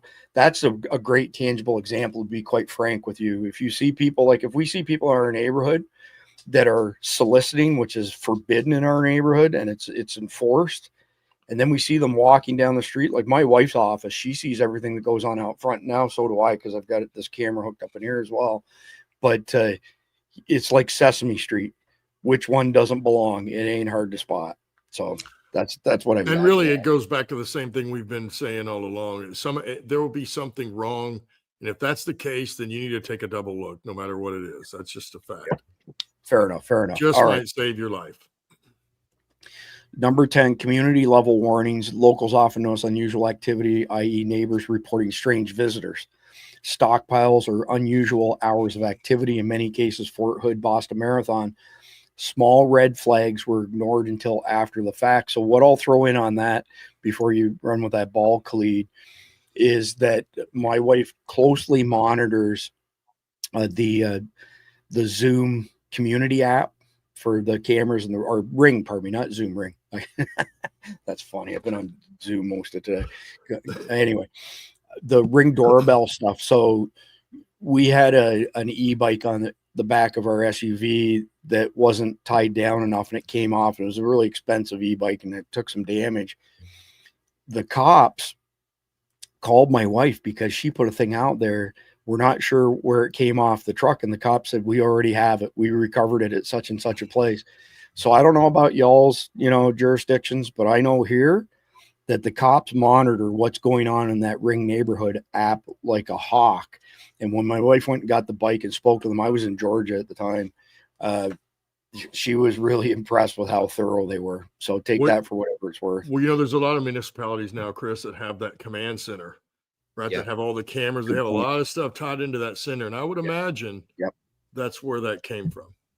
A lot of the times the SO, right? Because in our county, every single intersection that has a traffic light has at least 4 cameras on it going back to the command center, both at one of the biggest PDs in our county, but also to the sheriff's office. Khalid, do you want to add anything on the topic of community level? I'm going to add one little piece. I posted a video about a little before the broadcast. A city contractor in Los Angeles was disconnecting cameras that were connected next to surveillance cameras that were broadcasting to the cartels. Say that again so our audience gets the gist of what you're saying. This is insane level surveillance on the part of the cartels. This is on our X account. You can go and watch the video there. Wherever the city of Los Angeles had set up a camera, the cartels had set up another camera with a router, with an internet connection, with a power supply that was live streaming back to the cartels and to whoever else may be watching. And so we're back to the old adage: for every rat that you see, there's 1,000 that you don't. Yeah. Yep. So how many towns are compromised in that particular manner? Yeah. All right, so moving along, next one here. So here's our friend Sonia Labosco. She was a local PD. She was a sergeant for quite a period of time. And then when 9/11 1.0 hit, she wanted to get in on protecting the country. And she ended up a U.S. Air Marshal, which at the time got rolled up under DHS. And at that time, the U.S. Air Marshals were actually the only law enforcement component of DHS. And she's the one, by the way, the Tulsi Gabbard story, when it broke that she had the quad S's on her boarding passes, meaning she'd been flagged for the TSA's Safe Skies, Quiet Skies, whatever the program was. She's the one who broke that. She had some whistleblowers bring that information to her. But the latest TSA Office of Inspector General's report shows a concern security issue regarding employees with special access to secured areas. Sonia Labosco joined me to detail what this report uncovers. 1 minute, 26 seconds. Sonia, you have read through this OIG report. Which, by the way, we've had Sonia on Survival Dispatch News twice. You've done all the digging on all of this. Let's focus on the first thing. We saw that TSA is being criticized for not holding its agents accountable when they're supposed to. What's that all about? Well, Brianna, this is a really concerning report. Now, this is the Inspector General, Joseph Ghaffari, who's come out, and this was just recently. This has to do with the TSA Insider Threat Program. So an insider threat, just to describe what that is, it's a person that has secure access to a sensitive area of our infrastructure, whether it be at the airport, at the train station, at the port. It's someone who wears a credentialed badge. They've been vetted. So they have access to these areas within the body of the airport or at the train station that they don't have access, that normal people would not. And what happens with insider threat, someone calls an insider threat report in, maybe another employee reports that, hey, I saw an employee bringing bags through, in the baggage area of the aircraft that they shouldn't have there. And these are the type of threats we should be taking these extremely serious, because nobody's breaking their access to go inside a secure area for any reason other than criminal activity, terrorism, or any other type of illicit illegal behavior. So yeah, and there's been cases. So Randy, I want to give you first swing at that, but I will say Khalid has intel on Al-Qaeda specifically recruiting people inside of the TSA and other agencies. But you're first, Randy. Well, to me, when I first hear that, I'm thinking, man, really. But, I also go back to how many I told you that I saw that they're definitely Muslims that work in the airport, just as they clean the airport, pushing wheelchairs that have a lot of access throughout the airport on their own. And, now we know that they've been trying to also recruit white guys here in America, right, to radicalize. And if you wanted to kick off a plan of, another round of planes hitting some buildings, and what would you do at this point? Because definitely those procedures have changed at the airport, right? And like it was September 11th when those guys walked up. So you would want to compromise the TSA. And, I will say what I've noticed in the beginning, certainly after September 11th, there were a lot of real professionals in the TSA organization, right? And then even early in the 2000s, like after I got injured and I was still, in a wheelchair and then crutches and, with all that came with travel in between installations and the hospitals and stuff, TSA would escort me through the airports, right? And it was a very good service. If you're a disabled veteran, in fact, like certainly where you need assistance, like in those early days when I'm traveling with my family, there's no way I'm carrying all our stuff like we used to. You know what I mean? I was in a wheelchair, so we needed help. They would meet me at the curb, and there were a lot of professional officers in at that time. As time has gone by, you go through now, and it doesn't quite seem to have the same level of professionalism. So it would be very easy, I think, to manipulate or flip one of these folks and turn them into a source or, because you're going to need to get through the airport and to have the access you're talking about to pull off if you're going to hijack some jets and take off again like the last time. I would add one comment before we move on. I've got another post for you, Khalid, that's on this topic, so you can speak to it. But I would say that the vast majority of people that are working in a security aspect or role at our airports, their pay is brutally low, pathetically low. And at the end of the day, if you pay them peanuts, they'll send you monkeys. It's that That's right. simple. So, That's you know, right. you get what you pay for. So this is on the same topic from Sarah Cleed so that you can speak to it. But Al-Qaeda has reportedly recruited individuals within the TSA, and those operatives still haven't even been identified, let alone dealt with on top of the other 177. Our enemy is already here, and the sooner this is taken seriously, the better. So DHS OIG, again, this is from Sonia Labasco, confirmed 177 insider threat cases at TSA, yet 21 were never investigated. TSA insider threats are real, and every missed case puts national security at risk. August 24th, that was posted yesterday. So Khalid, I think that, you know, we're in this game of whack-a-mole with the bad guys, and one of them pops up over here and we whack them, and another one pops up over there.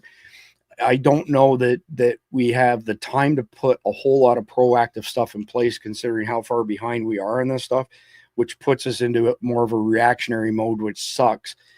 But what additional layers of security could be put in place to kind of mitigate the threat of these, recruited individuals? Well, the easiest way to figure out who's been recruited is to look at their financial situation. If they are struggling with debt, if they are struggling with financial problems, that is a prime target. That's someone you investigate straight away. And that can be done very quietly. The TSA has access to financial records. They have people who are friends with them that will be able to tell you that so-and-so is complaining about how much debt they're dealing with, how much their mortgage is, and they don't know how they're going to pay their bills. They don't know this. That's a red flag. That's somebody you investigate, because that's a prime candidate to be turned. Al-Qaeda is offering between $100,000 and $300,000 to every TSA agent they can turn. And what are they asking you to do? Put something on the plane for us. You can't carry it through security, so put it on the plane for us and just tell us where it is on the plane. Because once it gets onto the plane, it's game over. The weapon is there, whether it be a suicide jacket, whether it be a gun, whether it be a bullet. On top of that, you've taken away weapons from your federal air marshals. So they're now air stewards. Hold on, just let's sit on that for a second. An Obama or Biden, same difference, appointed individual has taken away the right for U.S. air marshals to carry pistols and sidearms on planes. Yeah. That's like a giant WTF. Yep. That was the first time we actually interacted with Sonia, was when that story came out. We picked it up and we just started beating on it, going, you've just opened the door up to every terrorist. Because when your federal air marshal doesn't have a weapon, how does he protect the number of people that are on the plane? Number two, the country he's flying to. How does he protect the people that is air crew? The people that are flying that plane, manning that plane, how does he protect them? That was our first encounter. That was our first touch with Sonia. Since then, we've been following what the TSA has been doing. And you are literally rolling back security procedures. You're not doing the basic things.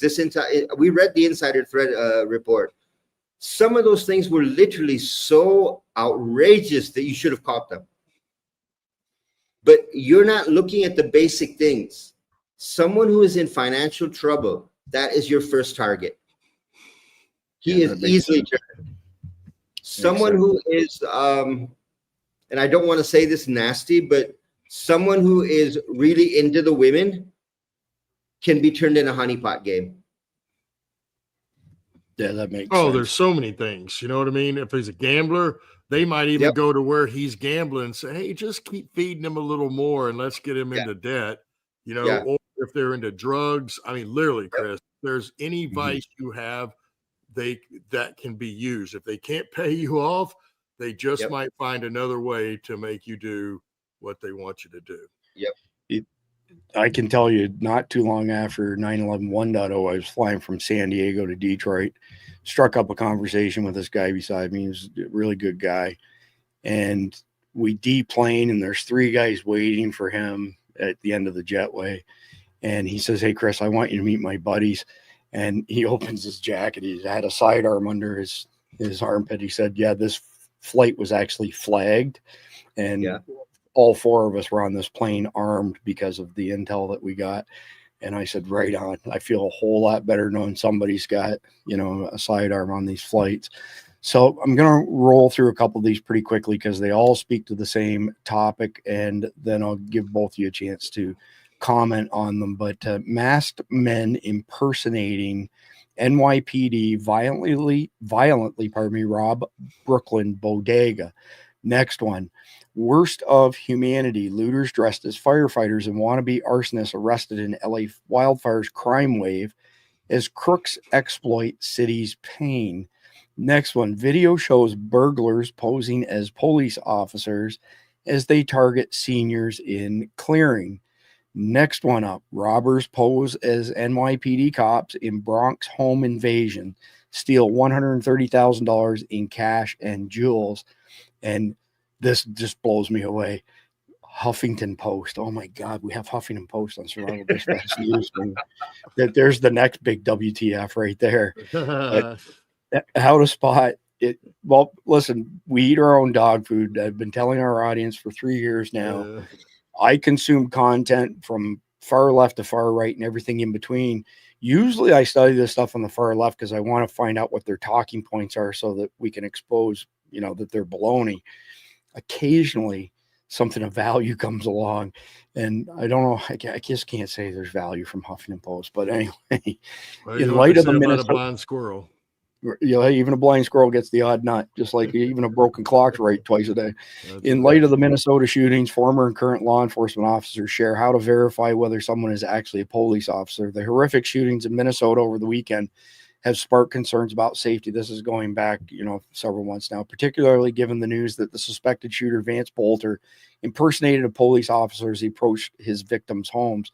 State Rep Melissa Hortman and her husband, Mark, were killed shortly after Senator John Hoffman and his wife, Yvette, were wounded, setting off a 43-hour manhunt that ultimately resulted in Bolter's capture.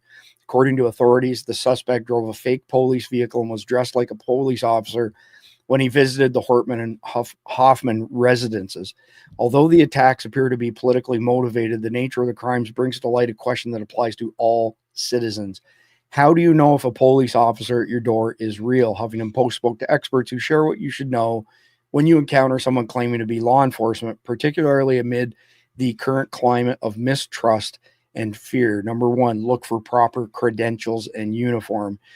If they're a real life on duty police officer in uniform, they should have a badge with a badge number on it. They should have patches on their arms and probably a name tag on somewhere, said Daniel Maxwell, a retired police officer and distinguished lecturer at the University of New Haven's Henry C. Lee College of Criminal Justice and Forensic Science. And there's nothing wrong with asking for some identification. A real life police officer is going to be more than willing to take that extra step to identify themselves.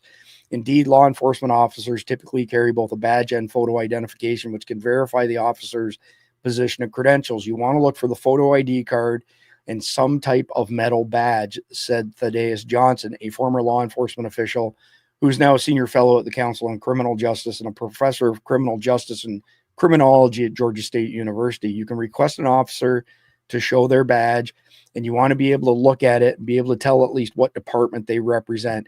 He emphasized the importance of seeing both components. The badges alone, you can buy those online, Johnson said. The photo credential is harder to fake, but we know people are getting really smart. Indeed, faking police credentials and uniforms might be getting a little easier in the internet age. There are many news stories of people pretending to be different types of law enforcement officers. In the Minnesota case is particularly glaring example of the consequences. Under the second Trump administration, many police departments have also arrested suspects for allegedly impersonating immigration agents to harass and even kidnap immigrants. So I'm going to pause on that and give you a chance to weigh in, Randy, with a specific question. So you were a paramedic before you were a Green Beret. And granted, we're going back, 20 years plus, but what was the security like as far as the uniforms for EMS was concerned? Because every time I've seen the security around the uniforms, it hasn't really been much of anything that you could call security, with the exception of the counties who bring everybody together. In other words, sheriff, fire, and EMS all in the same building.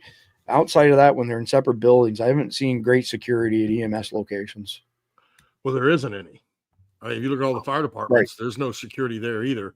I was sitting there thinking, heck, when I was on an ambulance, the only security you ever saw would sometimes, and it wasn't every emergency room, but if you went to Parkland, like the county, Certainly there was an officer usually there for obvious reasons, but yeah, you don't have any protection. There is no such thing. You know, you go to a wreck, there's some there. You know, you go to a shooting, generally now, as it seems, they're talking, it's already over. So, and they have to secure the scene before EMS will even get there. But as I said the other day, and there were some people in the comments, I had a gun. You know, there are people that probably do carry first responders on fire trucks and ambulances that carry guns, but I know in the state of Texas, it's against the law. Now, that doesn't mean you're not going to do it, but by law, you're not allowed to, and most of them do not. So let's just call it for what it is. It's trying to pipe in and say, oh, this person or I did. That's very far and few in between. There is no security really for your ambulance drivers. Yeah, well said, ambulance people, we'll say. Yeah, exactly. I appreciate that. So moving on to the next piece of this, and some of the stuff I've noticed that some of our audience members have pointed some of the stuff out earlier tonight. So kudos for that. But you can call 911 or your local police department. You've got all these people in what appears to be utility gear. Maxwell noted they're wearing masks. They don't have any insignia on them. If you're not sure if someone in front of you is law enforcement, call 911, get in touch with the police department, the local police department, and they will help. Civilians aren't necessarily experts on identifying real versus fake police uniforms and credentials. Excuse me. So if you're not sure, reach out to authorities for verification that someone is, in fact, an officer on duty, as I mentioned with the ATF video incident. You can call 911 and say, there's someone here identifying themselves as a police officer. I'm not sure who they are. Can you verify? Maxwell explained. Whether you're at home or somewhere else, even if you're driving in your car, there's nothing to stop anybody from calling 911 and saying, hey, I'm getting pulled over by someone who doesn't seem to be like a cop to me, or I'm not sure. If the situation isn't terribly urgent, remember you can also call your local police department's non-emergency number. The nearest dispatch center can see if there's an officer at your location. If the person is a real-life cop, they should be in constant communication with their headquarters and their dispatch, so they should be able to verify that for you, Maxwell said. If you're not sure about anything related to the police officer identification or what they're doing, the police department can walk you through it. Johnson echoed this advice, noting that you can ask the alleged police officer for a supervisor. You can give the officer's name, note their badge, and say, there's an officer at this address. Is this a real officer? He said. You can ask them, what's your full name? What precinct are you with? Can I call your dispatcher? What's the number to dispatch? You can check and verify, is the number you're finding the same number that they gave you? So, Khalid, your thoughts on that portion of advice to average people? Well, look, we've talked about this a number of times.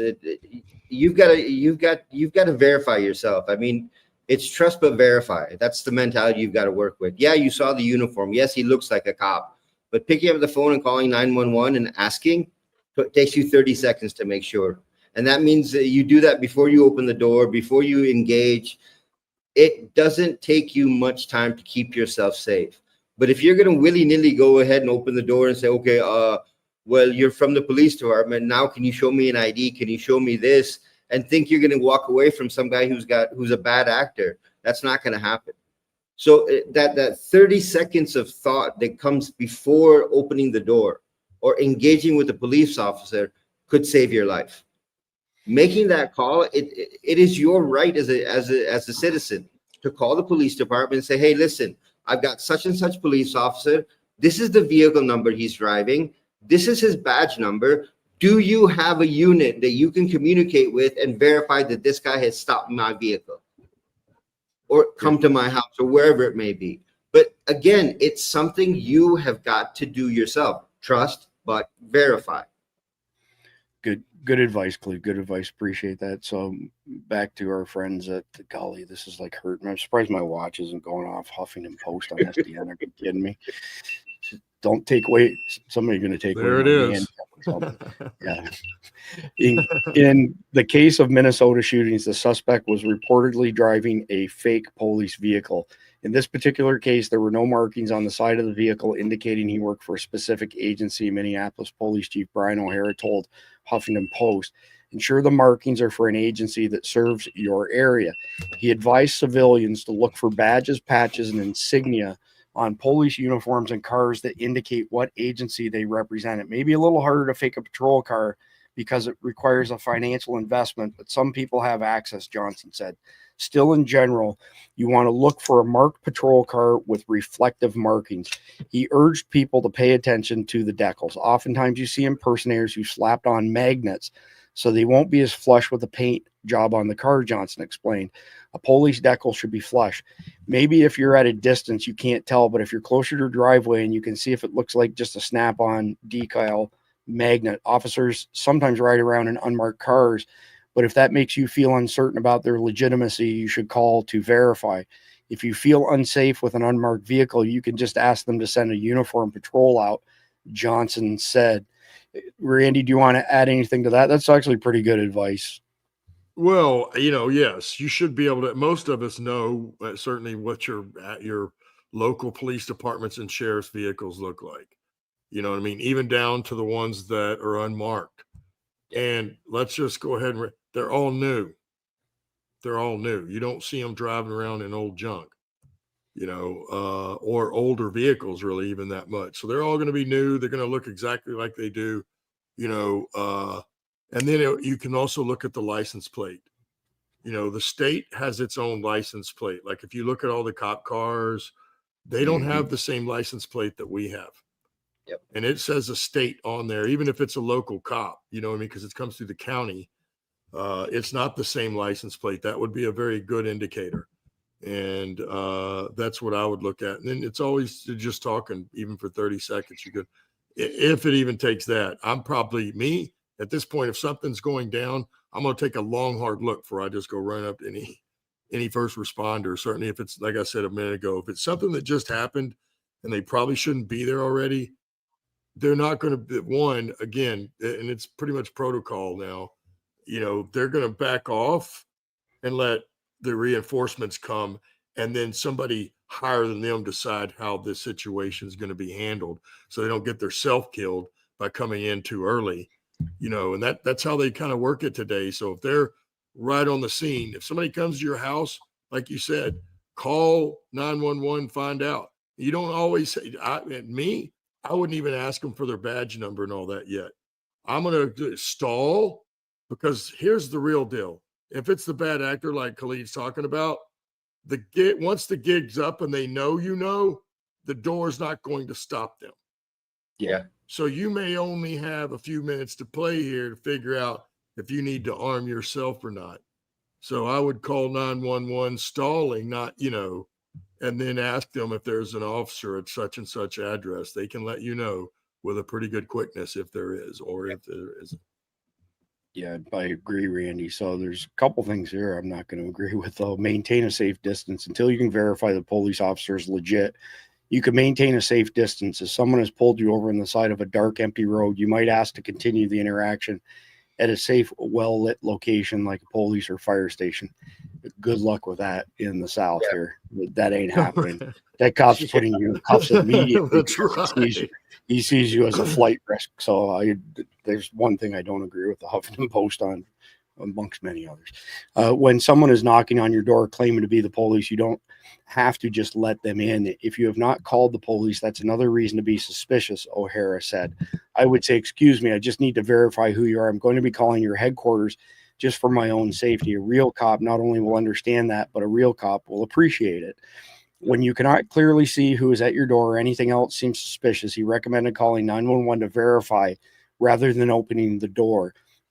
I would talk through the door or whatever security system you have to talk to people outside your home, Maxwell said. That I agree with.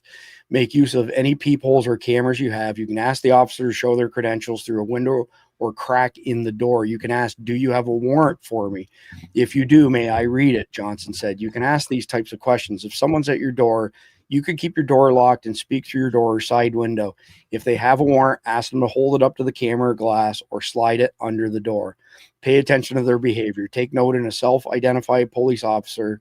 If a self-identified police officer pushes back against requests for credentials or information, they should be prepared to provide information and lead you through those interactions. Any officer that's worth their weight in anything won't get riled up, Johnson said. They won't be pissed off. They won't get upset because citizens are asking these questions. For officers who are alone, you can ask if they have backup in the area or say you're calling 911 or the local department for verification and they should not become antagonistic, particularly after these kinds of events. Police departments are going to be mindful that people will be reluctant to answer doors and feel more cautious and reserved in dealing with officers. So I'd like to hear your thoughts on that whole identification process, Clede, with just one comment up front. When that officer knocks on your door or pulls you over, he's trained to watch your hands and your waist. Yep. Because where your hands go and what's available at your waistline, like a pistol in your pocket, a concealed pistol under your shirt, they're cueing on hands and waist. Yep. Do the same thing. In any type of, if your stress level is going up because there's some sort of an encounter, whether it's, you know, someone posing as a cop or not, hands and waist, hands and waist.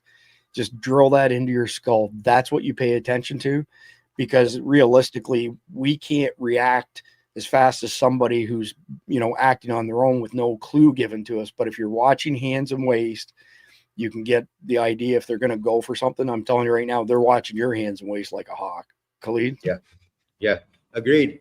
First off, I mean, the first the thing you disagreed with, I found shocking.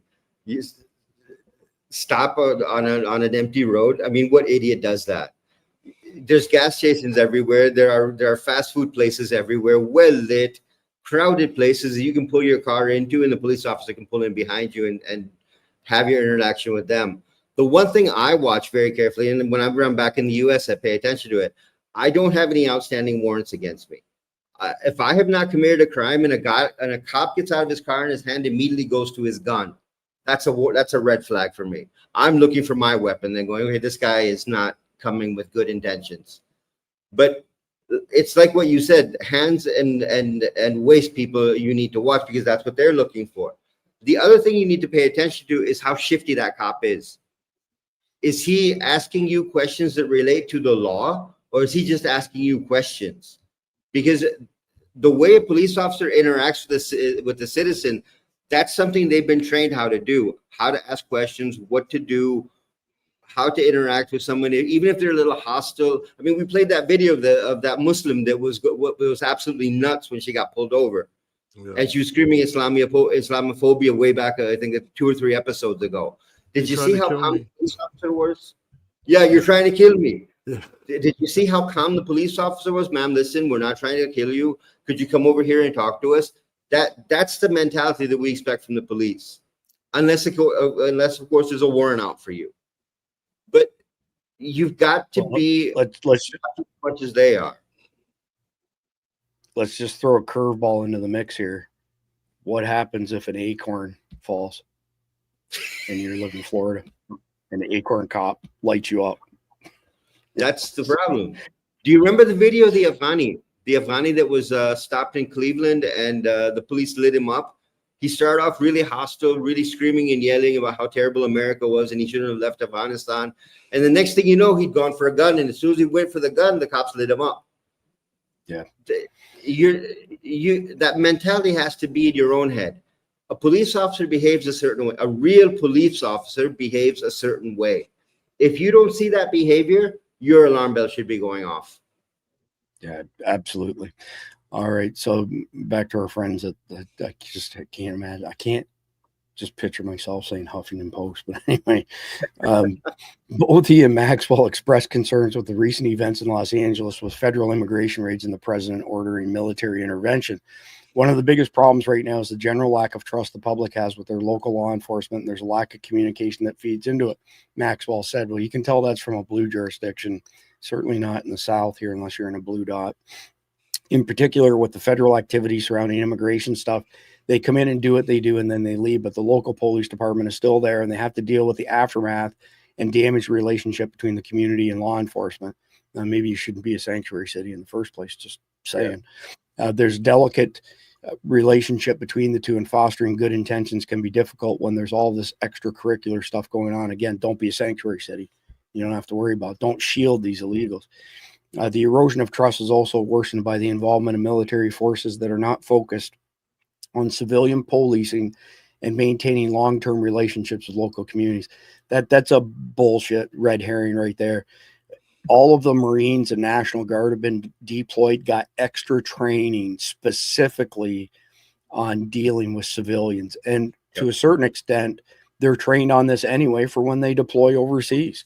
The rules of engagement are pretty strict for American, military personnel overseas. So to say that they have no training or knowledge on civilian policing is complete and utter bullshit. Try to remain calm and avoid escalating the situation. Don't get defensive, Johnson urged. Just know you have a right to ask questions if you see red flags. Try to speak calmly and avoid escalating the situation. I would say, excuse me, I just need to verify who you are. I'm going to be calling your headquarters just for my own safety. I feel like you already said that. A real cop not only will understand that, but a real cop will appreciate it. Again, I feel like you just said that as well. Although you might understandably feel frustrated or frightened by the situation, Johnson recommended remaining cordial and calm as you safely await a second vehicle or supervisor. You just simply say, listen, I need more evidence that you're an officer. I will cooperate, but I don't feel comfortable right now. And that's absolutely fine. Even when there's a warrant, they don't have to go in strong and kicking doors down unless there's a big issue like someone being seriously injured or concerns about people destroying critical evidence. Ultimately, he urged civilians to pay attention to red flags and address them, but try to avoid a freak out. People get upset and afraid, Johnson said. People don't trust police bullshit. Again, this is clearly written in Minneapolis. Just know for the most part, if somebody's coming to your door, it's probably going to be a police officer, but you can still go through those steps. You have a right to ask these things, and they should understand why. If not, there's much bigger issues than just that. So final opportunity for both of you to comment on the whole first responders being imposters, especially Al-Qaeda and ISIS terrorists. Randy, do you want to take first swing? Yeah, what I would say is you're not probably going to get pulled over by one, right? That's probably not going to happen. It could in some scenario 100%. out there, but generally what we're talking about is when they kick off, if they're able to hit 10 or 15 cities simultaneously, part of that's going to involve law enforcement. But when those initial attacks go off, the intelligence is they are going to also use first responder uniforms. So when they first show up, you might think they're there to help. But again, you're going to notice there's something off about them. Certainly if the guy's carrying a big rifle, just walking in when nothing's happened yet, right? The cops here don't do that. And so, that is what we're more looking at. And is it possible? Yes, it is. And to hear how, we've talked about it many times because people have accused us of, educating the terrorist. But the fact is, this is what the intelligence says. This is what they've planned. These are the steps. So we're just feeding that information to you. And as I've expressed here many times, and Khalid did earlier tonight, these are not the same people when I went into Iraq during the initial invasion. These are not the same folks that we went in and fought when we went into Afghanistan in the beginning. And heck, they're not even the ones we fought a little bit later. This is all developed since ISIS and beyond. And it's because these guys have grown up. They've become professionals now, and they have some of our similar SOPs, whether it be in tactics and strategies or in intelligence tactics and strategies. They're using all that now to pull this off. So I'm just saying, keep your head on a swivel. If something doesn't look right, it probably isn't right. And in those instances, somebody asked me this the other day. If there's a public shooting going off, it is not cowardice to run. It may be your very best option. If you aren't right where you can do something about it right now, that means you need to get out of there. That's what it means. Distance is safety. That's right. So, Khalid, before we move on to the last few things here, my question to you is, how many of our SOPs on this stuff did we use to train people in the Middle East as GWAT was winding up, even before GWAT was winding up? We trained these guys on our I can tell you myself it's more than you want to know, but go ahead. Better not to answer this. No, go ahead. You're the user in, so that You guys, the U.S. military trained the Afghan army, and most of the Afghan army is now part of the Taliban. You trained the National Directorate of Security in Afghanistan. They are now part of the Taliban. The same thing is true in Iraq. Yep. I mean, your training is being handed over like you train the trainers, and they're passing that information on. On top of that, they have a copy of every single one of the U.S. military manuals. whether it be counterintelligence, whether weapons, how to field strip, how to gather intelligence, how to qualify intelligence. They have all. I was sitting in a location in Afghanistan. In front of me were 7 books that the CIA uses to train.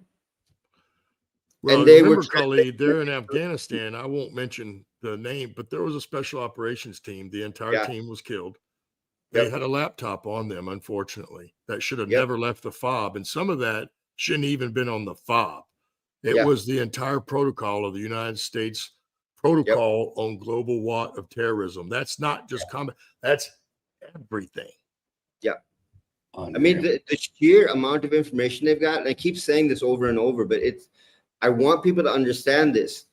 What the U.S. did in Afghanistan and Iraq, those people that the U.S. trained are now training the Taliban. Yeah. They're now training the terrorists. So you have created, by mistake, you've created another military force that can operate just like you do. Almost doesn't look like it was a mistake, huh? Yeah. Sometimes we think the same thing, Randy. Somebody up there that's pulling the strings is what I'm talking about. The rest of us, as we thought we were over there doing a good job, had no idea. It's almost, I hate to say it this way, but if you go back to the 1980s, when the Soviets invaded Afghanistan, the University of Nebraska, Omaha, wrote a bunch of textbooks for Afghani kids inside of the refugee camps in Pakistan that taught them jihad. Those books are still being used today by the Taliban, by Al-Qaeda, by ISIS to indoctrinate kids. You never realize the problem is when you are running foreign policy and you're running a war, and this is any country in the world, not just the US, any country in the world, you're not looking at the ripple effect. You throw that pebble, you don't know where that ripple is going to stop. And that ripple is still going today. You know, I always thought we did, Khalid, until we took Iraq, and then there was no plan on how to secure it all afterwards. And look at what a debacle that turned into be. Yeah. And it's only because we rushed in there and then we blitzkrieged all the way to Baghdad. And then what? We had no plan. And what? And then I realized these people that are in charge, you know, I will take it to electric vehicles. I tell people all the time, like, well, what are they going to do with all these electric vehicles in 20 or 30 years when there's tens of millions of them that need to be destroyed or gotten? What are they going to do? Oh, I'm sure they have a plan. Oh, you're sure they have a plan? Sure, they have a plan. Okay. I can assure you they don't. The battery disposal in particular is a huge issue. No question. But it just proves we don't. He's right. They don't care. It's one. No forethought. Yep. Yeah, I want to point out, just in defense of me, that Tim Smith from our private Signal chat is the guy who submitted that Huffington Post article, and so he gets the audience shout out for that. That was not a Chris Evan original. And for those of you who are wondering what I'm talking about, we have a private Signal chat. If you go to our Substack, survivaldispatch.news, you can sign up for a free account. You get daily sit rep, Saturday watch guide, all kinds of good stuff. You get early access to all of JJ Morris's learning videos. But if you sign up for $7.99 a month or $75 a year, it gets you 2.5 months for free. You get an invite to our private Signal chat. On a busy day, there's 3,000 messages go through there. So a bunch of like-minded individuals, a bunch of our team members sharing intel and information on countless different topics. It's really grown a life of its own. It's pretty awesome. It's one of the big value adds of being a paying member. You also get all of the sources for our sit rep. So you can read our sit rep down to my signature. Below that, there's a bunch of links that paying members get access to. You get all 37 of our Survival Dispatch Insider e-magazines, which are on that wall right there. They're $10 a piece normally, so $370. You get them all for free when you sign up as a Survival Dispatch Guardian on our Substack. And you also get enrolled in our SDN system, Survival Dispatch Emergency Notification System. So moving on from that shameless plug and on to the next thing at hand here. And this is from Khalid: one army, one objective. Keep telling yourself it's not real. The threat doesn't exist and it won't reach us here. The joint exercises between the Taliban, Al-Qaeda, ISIS, TTP, Jaish, how do you pronounce that? Al-Adel? Al-Adel. ETIM and IMU under the auspices of the Ministry of Defense are not just military maneuvers. This convergence is the formation of a transnational terror think tank that operates from Afghanistan's borders. Look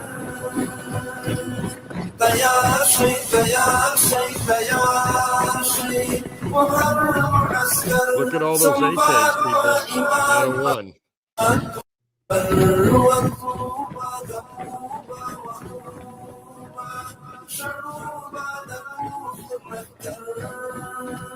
Randy, are these the guys you fought? That's what I said. Not one AK in that whole crowd right there. Not one. Those are all our stuff, man. And that's, we didn't fight, you know. And no, they definitely weren't this disciplined. There wasn't any marching. There weren't any uniforms. None of that. Well, I mean, those look like our uniforms and our boots. Well, they're old stuff. That's all. I know they are. I'm being facetious. Yep, sure is. But yeah, no offense, but I can't listen to that music. It just makes the hair stand up in the back of my neck. We've watched this stuff. We've watched this stuff from a distance. I mean, sitting on top of a mountain with binoculars, watching this stuff, and it just blows our minds because we are looking at HTS from Syria, IMU from Uzbekistan, TTP from Pakistan. You've got ETIM from China. You have got Boko Haram from Africa, Hezbollah, Hamas, IRGC, all training together. And again, it goes back to that statement I made in the beginning that there is no more Shia Sunni. It's one army, one objective. And that's which did not exist. I don't even know that world. Honestly, when I was in Iraq, they hated each other. They were still cutting each other's heads off. Yeah, they absolutely hated each other. Now they are one unit, one operation. The training is together. The eating is together. It doesn't matter which form of Islam you follow to them anymore. If you're willing to fight, you're willing to die, you can join their army. And this is all Haqqani. And you said that who's the guy over Afghanistan? I guess that's who brought them all together because somebody brought them together. Haqqani, who is the head of the Haqqani network. Now let me show you a little picture. The head of ISKP is a former Haqqani network lieutenant. He put him in place there. He used to be a bodyguard for Hamid Karzai. He put him in place. That now he runs ISKP. He is since Sanullah Ghafari has taken over ISKP, they have jumped 300% in their battle tactics. 300% in their battle tactics. ISIS never even spoke to that group until he took over. Well, so as you know just as well as I do, Cleet, somebody that takes somebody to bring them together because it doesn't just happen organically. Yeah. It's been going on far too many centuries for them just to put it aside. Yeah. You had Haqqani and Hamza bin Laden that got together and said, okay, we're going to build that Islamic army that Osama bin Laden wanted. Yeah. And the two of them brought everyone together. I mean, literally, you have Haqqani and Jolani working together in Africa to get El Shabaab to take over Somalia. I know why we did it. And I even know why, SEAL Team 6 got the mission, which is all fine and good. But really, I think that, it was one of the mistakes that we will have made is, why am I not surprised that the Green Beret says, well, you sent the SEALs. You should have been dealt with, right? It was their deal, right? CAG left Afghanistan and went to Iraq just like everybody else did. They'll tell you this themselves. The guys there that were there then will tell you themselves, hey, the SEALs earned it. They stayed in Afghanistan after we left. They cultivated all those relationships. They earned it. But, they're not there to capture anybody. That's the difference between the two. The other unit can do both. I was just teasing. No, I know. I'm not going to get into the SEALs business, man. You know what I mean? They're all red blood bleeding Americans, just like we are. 100%. And one thing I learned in combat was one thing that'll really tick you off, and it doesn't matter who it is, because you don't see the uniform. You see that red American blood on the ground. It will make your blood boil. It doesn't matter who it is. No question. We got half a dozen post to get through here. Rise in Oh, shoot. vigilante attacks in U.S. highlight growing online DIY terrorism resources. Availability of manuals and instructions on less moderated apps and forums is making extremist content accessible. A spate of recent vigilante and extremist attacks in the U.S. have highlighted how the booming availability of internet resources is a growing national security concern. Experts in world governments have been sounding the alarm on digital radicalization as accessibility to materials such as assassination manuals, files for 3D printed guns, or something as simple as ChatGPT grows. During the early days of GWAT, obtaining literature and guidance on lone actor terrorist attacks from an organization like Al-Qaeda could require more obscure dark web access or specific tradecraft from harder to reach parts of the internet. But in 2025, on apps such as Telegram or Discord, which are downloadable and have limited barriers for entry, extremists and militant organizations of all political ideologies are regularly sharing PDFs or archives of military and insurgency skills primed for do-it-yourself terrorism. And I want to speed this up a bit. Deadly New Orleans attack underscores the looming threat of ISIS attacks in the U.S. So this is the January 1st attack with the radicalized guy from East Texas who hit New Orleans, and he was radicalized fairly quickly online.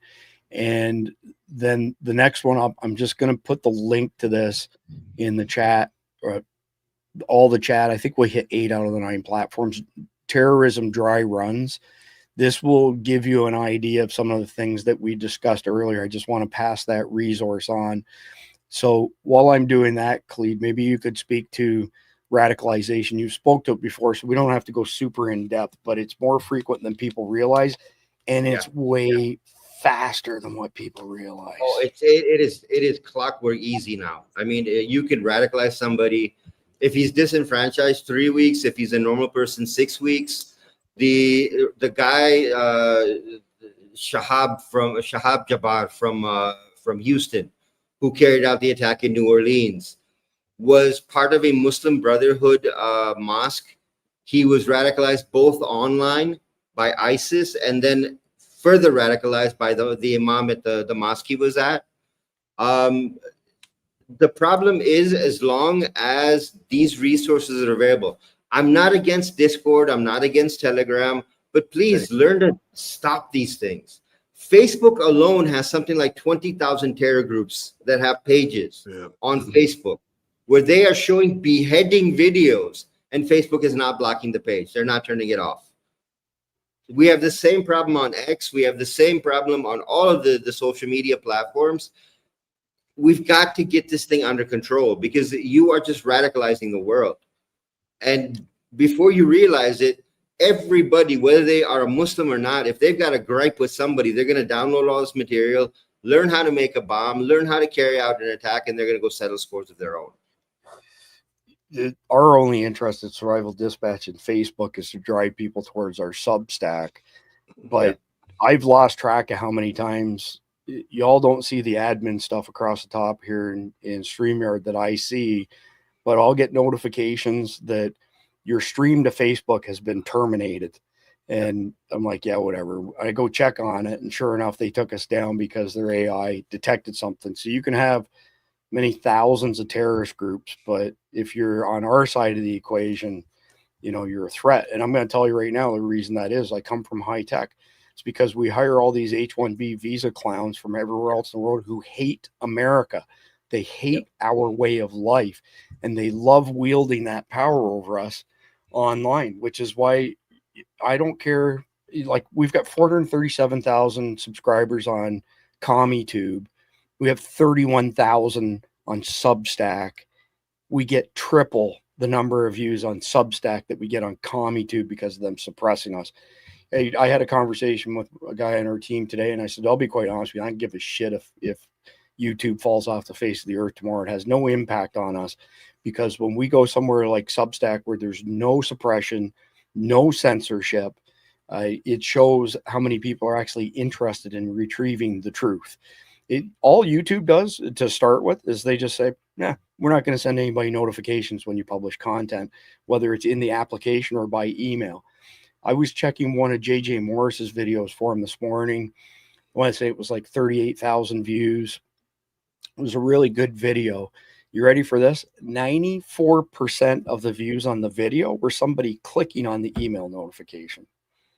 So that's how YouTube cuts you off at the knees. They're just like, yeah, we won't notify anybody that you're publishing new content. Look what they did to us on X. I mean, we've got 28,000 followers on X. We can barely get 1,000 people to see one of our posts.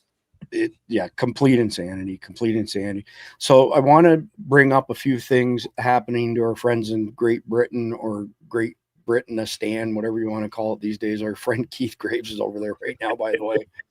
I said to him, I said, holy crap, what are you doing over there? So his family trip took his wife on a cruise. And I said to him, look, I'm going to text you some information just so you have it in your back pocket. I sent him Tommy Robinson's cell phone number and private email address. He's like, where the hell did you get that from? I said, when I tell you I'm the Forrest Gump of the tech industry and I have almost 23,000 people in my address book, I wasn't exaggerating. So yeah, anyway, God forbid something happens to Keith, but if it does, he's got Tommy Robinson's got his back now. So this is probably the last bit of safe time to do that, right? I mean, it won't be much longer here. You won't be able to go over there at all. That's a legit comment. We're there. Yeah. You know? Yeah. I mean, we've spoke to this many, many times before, that the radical Islamic people don't have to be the majority. They just have to control the government. The 37 largest cities in Great Britain now have a Muslim mayor that was not born in Great Britain, doesn't give a shit about the British. Depending on whose numbers you want to believe, only maybe 8 to 10% of Great Britain are foreign-born Muslims. But God forbid when they take over the federal governments in France and England and they end up with access to thermonuclear warheads. And before somebody says Pakistan's a nuclear, country, not exactly. Pakistan has fission nukes, which are what we dropped on Hiroshima and Nagasaki in World War II. They have no ICBMs. They don't even have MRBMs, medium range. The French and the British have thermonuclear warheads, which are an order of magnitude more powerful than the old fission style. We sold our Trident missiles to the British. They have 8 nuclear subs that can travel anywhere on Earth and launch thermonuclear warheads vis-a-vis the Trident missiles wherever they want. And then France is even scarier. They've got the trifecta, right, or the triad, the air, land, and sea ability to deliver thermonuclear warheads. What happens when those assholes who hate our guts have their finger on that big red button? If you think that they won't push it, you're delusional. They think that dying is a good thing. They get their 72 goats and they live in eternity with their 72 goats and good to go. So anyway, moving on from there, because I see my watch is going to go off and say you got an irregular heartbeat any second. I can see it coming. So Connor Tomlinson, by the way, follow this guy on X. He's British. He's going against the grain in Great Britain. He's done some amazing research. He's a professional at intel on these guys. The Home Office has awarded a £1 million contract to update its mass fatality capability resilience storage framework to house 700 bodies of a mass casualty event. A spokesman says it's a routine update of provisions established since 2005, last updated in 2023. But I'm hearing chatter that this relates to the imminent Islamic terror threat that I reported on in July. A source explained that foreign intelligence are monitoring 30,000 active Islamic terror suspects and predicts that a group will arm themselves with homemade explosive devices, Molotov cocktails, and machetes to attack critical infrastructure and dense civilian housing. The source warned people smuggling gangs are bringing trained jihadists across Europe and into Britain. Some have already been caught. 3 Iranian nationals given the right to remain in Britain after arriving illegally via lorry and small boats, charged with spying for Tehran and plotting terrorist violence in May. When I asked for a timeline for the attacks, they said before 2030, but it could be 3 months to a year away. The government have refused to take preventative action based on this tip, but it looks like they're preparing for the eventuality of another terror attack. I suggest they stop importing and start deporting the likely perpetrators instead. I'm going to put a link to this next one in the chat as well. This is an article that the same guy wrote on the imminent Islamic terror plot against Great Britain. This stuff's in your wheelhouse, Khalid. You've been predicting as well for a long time now that you've got, just so people understand the dynamic here, Afghanistan is terrorist central. Afghanistan come up with a recipe, a terrorist recipe for an attack. They unleash it in Pakistan, where Khalid is, because it's right across the border. They're sitting targets. When they get that nailed, then they start hitting Europe with the terrorist attacks, the SOPs they perfected against the Pakistanis. And when they make things work in Europe, guess where they're coming next? Right here to the homeland. And that's what all of the intel says. Even Christopher Wray, you know, the former head of the FBI under Biden, said every red light is blinking. Well, no shit, Batman. You left the fucking door open for 4 years and imported hundreds of thousands of SIA, special interest aliens. All SIA means known terrorist or affiliate of a known terrorist organization. I mean, it just, my watch is already going off. I had to hit mute on it, so it didn't drive you all crazy. Khalid, put your touch on all of that, because this is in your wheelhouse and you're front and center part of this. For almost a year now, we have been hammering Europe, saying that this is coming. We started talking about this back when the Olympics was going on. And we said, look, you are being infiltrated. You have a threat building. We identified, we worked with DGSE and we worked with the German intelligence agency to help wrap up these terror cells that were targeting inside of Europe. Then they went quiet. In the process, Europe has become extremely radicalized, and I mean extremely radicalized. In this past week alone, we've seen 2 major articles come out talking about the imminent attack on Europe from radicalized Muslims. One was Unheard, the publication Unheard. They did a long story covering what was developing there. Now we have Connor Tomlinson's article. And I tweeted Connor Tomlinson's article. I said, you know, welcome to the party. What we've been talking about for almost 18 months, now you guys have figured it out in Europe. Welcome to the party. Because everyone has said, just like they're saying in the US right now, it cannot happen. It cannot happen. 7/7 happened. And you still didn't figure out that could happen. The best post on this happened over the weekend, Khalid, where this rocket scientist said, this can never happen in America. The country's too big. What the F does the size of our geography have to do with anything? The border was wide open. We've been infiltrated with terrorists. You think that stops them somehow? Oh, by the way, I just got to notice that Facebook man, kicked the survival stream on. They heard me. They heard me taking a swing at them. They can go screw themselves. I got one more. Let me see. One more. Yeah, I've got one more article I want to share. And then I've got a new feature tonight for us to wrap up on.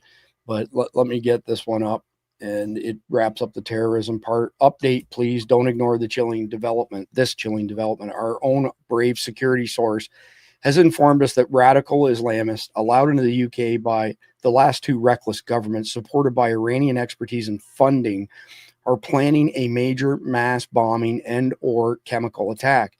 Despite existing contingency plans for mass casualties, these extra measures stem from intelligence gleaned in part from foiled terror attacks. A major attack is highly likely to succeed, and yet most politicians will continue allowing more radical Islamists into the country. It's time to speak out before it's too late. Randy, Khalid's spoken at length. Do you want to take the last swing at this before we wrap up? Well, I was going to say, I'm going to send you a video tomorrow. I saw it on post, and it goes through all the countries, right, including Iraq, Iran. I think I told you about this previously. It basically shows them now in all the burqas, and I'm talking about the black, where you can only see the woman's eyes barely, and it says this wasn't their traditional cultural dress. This was, and it goes through about 8 different countries. Yep. And it is dramatic. And that's what we're talking about here, folks. That's what we're talking about here. You look at what's going on in Europe, they're definitely way ahead of us. And I do believe that's why the people that are pulling the strings had to have the last 4 years happen, because they had to accelerate how fast and how many they could get into this country so they can do the same thing and destabilize every republic. So then they can tell us it was, now this was a intelligence failure, security failure, and we're going to have these new measures.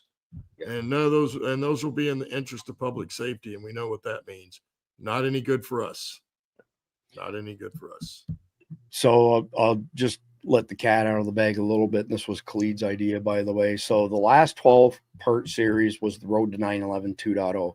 Tonight is the first episode of Survival and Prepping Before, During, and After 9/11 2.0. Again, all episodes in all of our series are designed to stand on their own.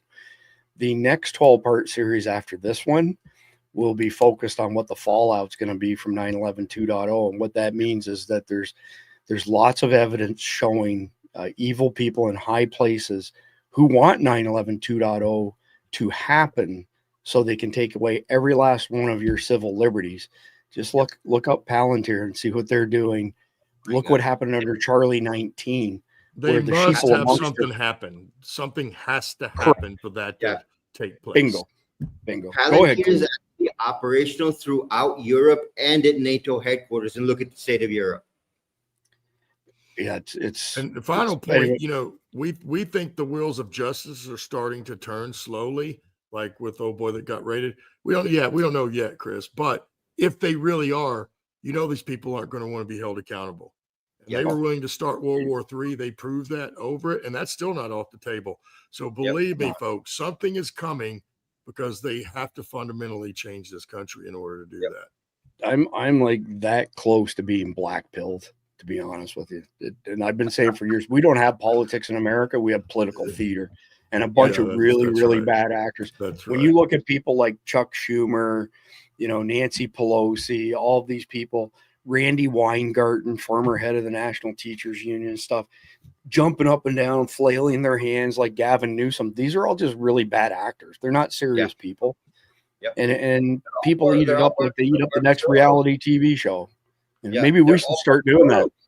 I think that's why they're in office, Chris. I mean, they'll do Right? whatever they're told to do. 100%. All right. So we have a new feature tonight, and I'm going to try and make this happen every episode, but there's just not a whole lot of real world heroes out there. But we're going to recognize, at least on the nights that I host, the 4 nights a week that I host, the hero of the day. So this is Donald McPherson. He was a Navy fighter pilot and the nation's last surviving World War II ace. He's died at 103 years old, flying F-6F Hellcats from the USS Essex. McPherson shot down 5 Japanese planes to earn his ace designation. And again, he just died at 103 years old 2 days ago. That's the definition of a hero right there. All right. So we're at the end of episode number 1. Come back Wednesday night. It's a big night. We're going to be talking establishing red cell mindset. The red cell is our good guys, by the way. It's not referring to the bad guys. We've got Mike Glover coming. We've got Sarah Adams coming. It's going to be an epic episode. You don't want to miss it. Tomorrow night, John and S2 will be back. They're tracking somewhat in parallel to us as far as the financial aspects of what's going on to fund things like the Muslim Brotherhood, the Muslim Student Association that John covered yesterday. So they're on the same path as us. They're just taking a slightly different pathway to get to that. So that's Wednesday night. You don't want to miss that. So let's get the conflicted question of the day up here and get everybody's answers, and we'll put a lid on this thing. Your camp was attacked and you and your buddies fended off the attackers and took 3 people as prisoners. Supplies are low and there are extra mouths to feed. Would you kill them to remove the threat and save supplies? Try to convert them and lose supplies, building trust. This would cut your supply timeline in half. Or would you set them free, risking a counterattack? How would you handle this situation and why? Randy, I'm going to go to you first tonight since Jeff's not with us. Well, I'm gonna lean on, people. We all have to remember this is post-apocalyptic. Like even in the last one, it said your neighbor's house. Yeah, we're probably not all going to survive the apocalypse, or if something of that magnitude. I go back to this is going to look like Mad Max, right? And when we take that as an example, it will be madness. And you think about that. The last one, I can't remember the name of it. It had Theron in it, but their warriors like spray painted some kind of silver into their mouth as they went and attacked because they planned to die. So if it was 3 of those individuals, I think you kill them, right? You don't keep them I'm not sure why you captured them to begin with. Because if that's the type of survival we're talking about, we're not talking about in today's time where you would be like, there would be something you might do with these folks. Folks, here's what happens traditionally, historically over time. You turned those people into slaves. That's what we did all the other centuries leading up to right now. Is that what we'll do again? I have no doubt. Yeah, well said, Randy. Khalid? I'm stuck on this one because if they attacked us, they're keeping them alive makes no sense to us, because you're just setting yourself up for another attack, and the extra mouths to feed and having low supplies, it just makes no sense. Either release them, take them out in the wild someplace and let them go, or put a bullet in them and be done with it. Because as long as you keep them as prisoners, their buddies are going to come back and attack again. That's just human nature. And I would make the extreme step and say, put a bullet in them and be done with it. Yeah, I'm kind of torn on this one as well. I'm definitely not releasing them, for starters. If I do hold on to them, they're going to be prisoners of war, and I'm potentially going to use them with bargaining chips with whoever it is that attacked us in the first place. And while they're my prisoners of war, they're going to do all the shittiest jobs imaginable, because one of the things, bad pun here, by the way, but one of the things most people aren't aware of, we've been through it here in Florida when we've gone through hurricanes with extended periods of time with no water, is getting rid of human waste is a big, big issue. And it's a big problem. So those guys are pulling latrine duty until we either, we sell them back to their asshole buddies or something, but they're not going to have a very fun stay at, Camp Chris Heaven. Well, that's why I asked you earlier, where are all those 10,000 homeless people going to the bathroom up there? That's off. That's crazy.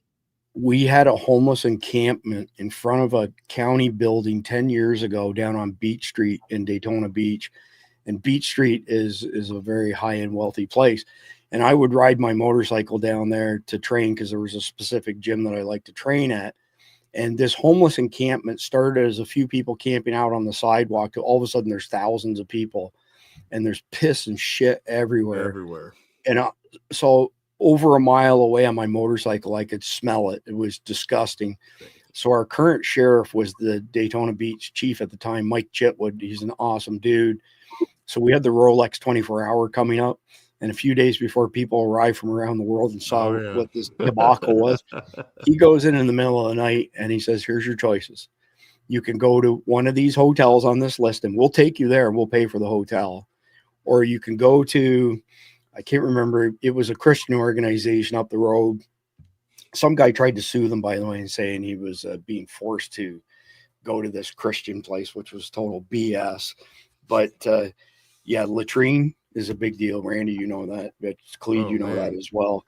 So anyway, that's it for tonight's episode. Just a quick reminder, go to survivaldispatch.news, sign up for your free account on Substack. We really appreciate if you sign up as well, because the way the algorithm works on Substack is the more new people who sign up, and it doesn't have to be paying, the higher you rank on the top 100. We cracked the top 5 for the first time yesterday. We were number 5. The day before that, we were number 10. Today, we're number 8. And it's kind of like a self-fulfilling prophecy. When you're that high in the top 100, you get all kinds of exposure and people start signing up. So if you could go to survivaldispatch.news, sign up for a free account, I would appreciate it very much, because the more we hang out at the top of that top 100, the better it is for us, the better it is for y'all as well, because it means that we've got a bigger voice to share stuff on. Again, tomorrow night, John and S2 will be tracking something financially related to this radical Islamic stuff. And stay tuned Wednesday night, 7 p.m. We've got Sarah, thanks to Khalid, we've got Sarah and Mike Glover joining us. I want to thank everybody out there who supports Survival Dispatch News, especially our sponsors like Carnival, CCW Safe, by far and away the best self-defense coverage you can get. Check out my other videos on that if you want to learn more. Carnival, these guys started out with super long shelf life meat, which is really hard to do, because if you have any fat content, it'll wreck the meat. So we're talking 100% American beef, chicken, and pork, grass finished, not just grass fed. no mRNA, no antibiotics, no histamines, no bad stuff in it whatsoever. The actual moisture level is so low per USDA specs, it has a 40-year shelf life, even though they don't put that on the bag because they don't want to get into any legal gray areas. But if you go to carnivalt.com, use the code EATMEAT, all one word, you get 10% off. You get free shipping all the time from Carnivalt. These guys are diehard Americans. Their bags made in America. Their O2 absorbers inside made in America. So not only can you stack this stuff up when you're, well, you can't if you're Randy and me because we eat everything that they send us. All of it. But that's a whole other. I said to them, I said, you know, curse you guys at Carnival. You know, I'm supposed to be stacking this stuff up in the pantry, and my wife looks in the pantry. She's like, "Where'd all the Carnival go?" Something happened to it, man. I don't know what, but It wasn't me. Anyway, what's interesting is now we've got all these other people interested in it. You got people who are into overlanding, off-grid stuff like hiking, hunting, fishing. They've got single-serving packs coming shortly. Reconstitutes in like 5 minutes flat. And because there's so little moisture, if you go to 0.8% moisture, USDA will allow you to say it's a 25-year shelf life. They started at 0.18. They're now at 0.12. They didn't tell us. And then they came to Mike Glover and me and they said, so have you had any of the new product? We're like, yeah, what the heck did you guys do? It reconstituted just like that. And they said, well, because there's virtually no moisture in it, whatever you put it in, like a broth or anything like that, it sucks the flavor into the middle of it. And anyway, I'm a meatitarian. It's better than marinating. I mean, it really is. You don't have any time at all to do that. I can't say enough good things about these guys. Yes. And no, we do not get any commission on the sales or anything like that. They help us defer fairly hefty expenses. We're now a little over $3,000 a month just in subscriptions for all the different software stuff that we use. And if we didn't have that, it'd make it really difficult to bring the content to you that we bring. But anyway, that's it for tonight. We'll be back on Wednesday night. John and S2 will be back tomorrow night. Want to say between now and the time we come back, please like, share, comment, subscribe. This is Chris Evans signing off. God bless America. And please pay special attention to the closing video tonight. It's an important one, and it relates directly to the topic that we just discussed. Godspeed, y'all.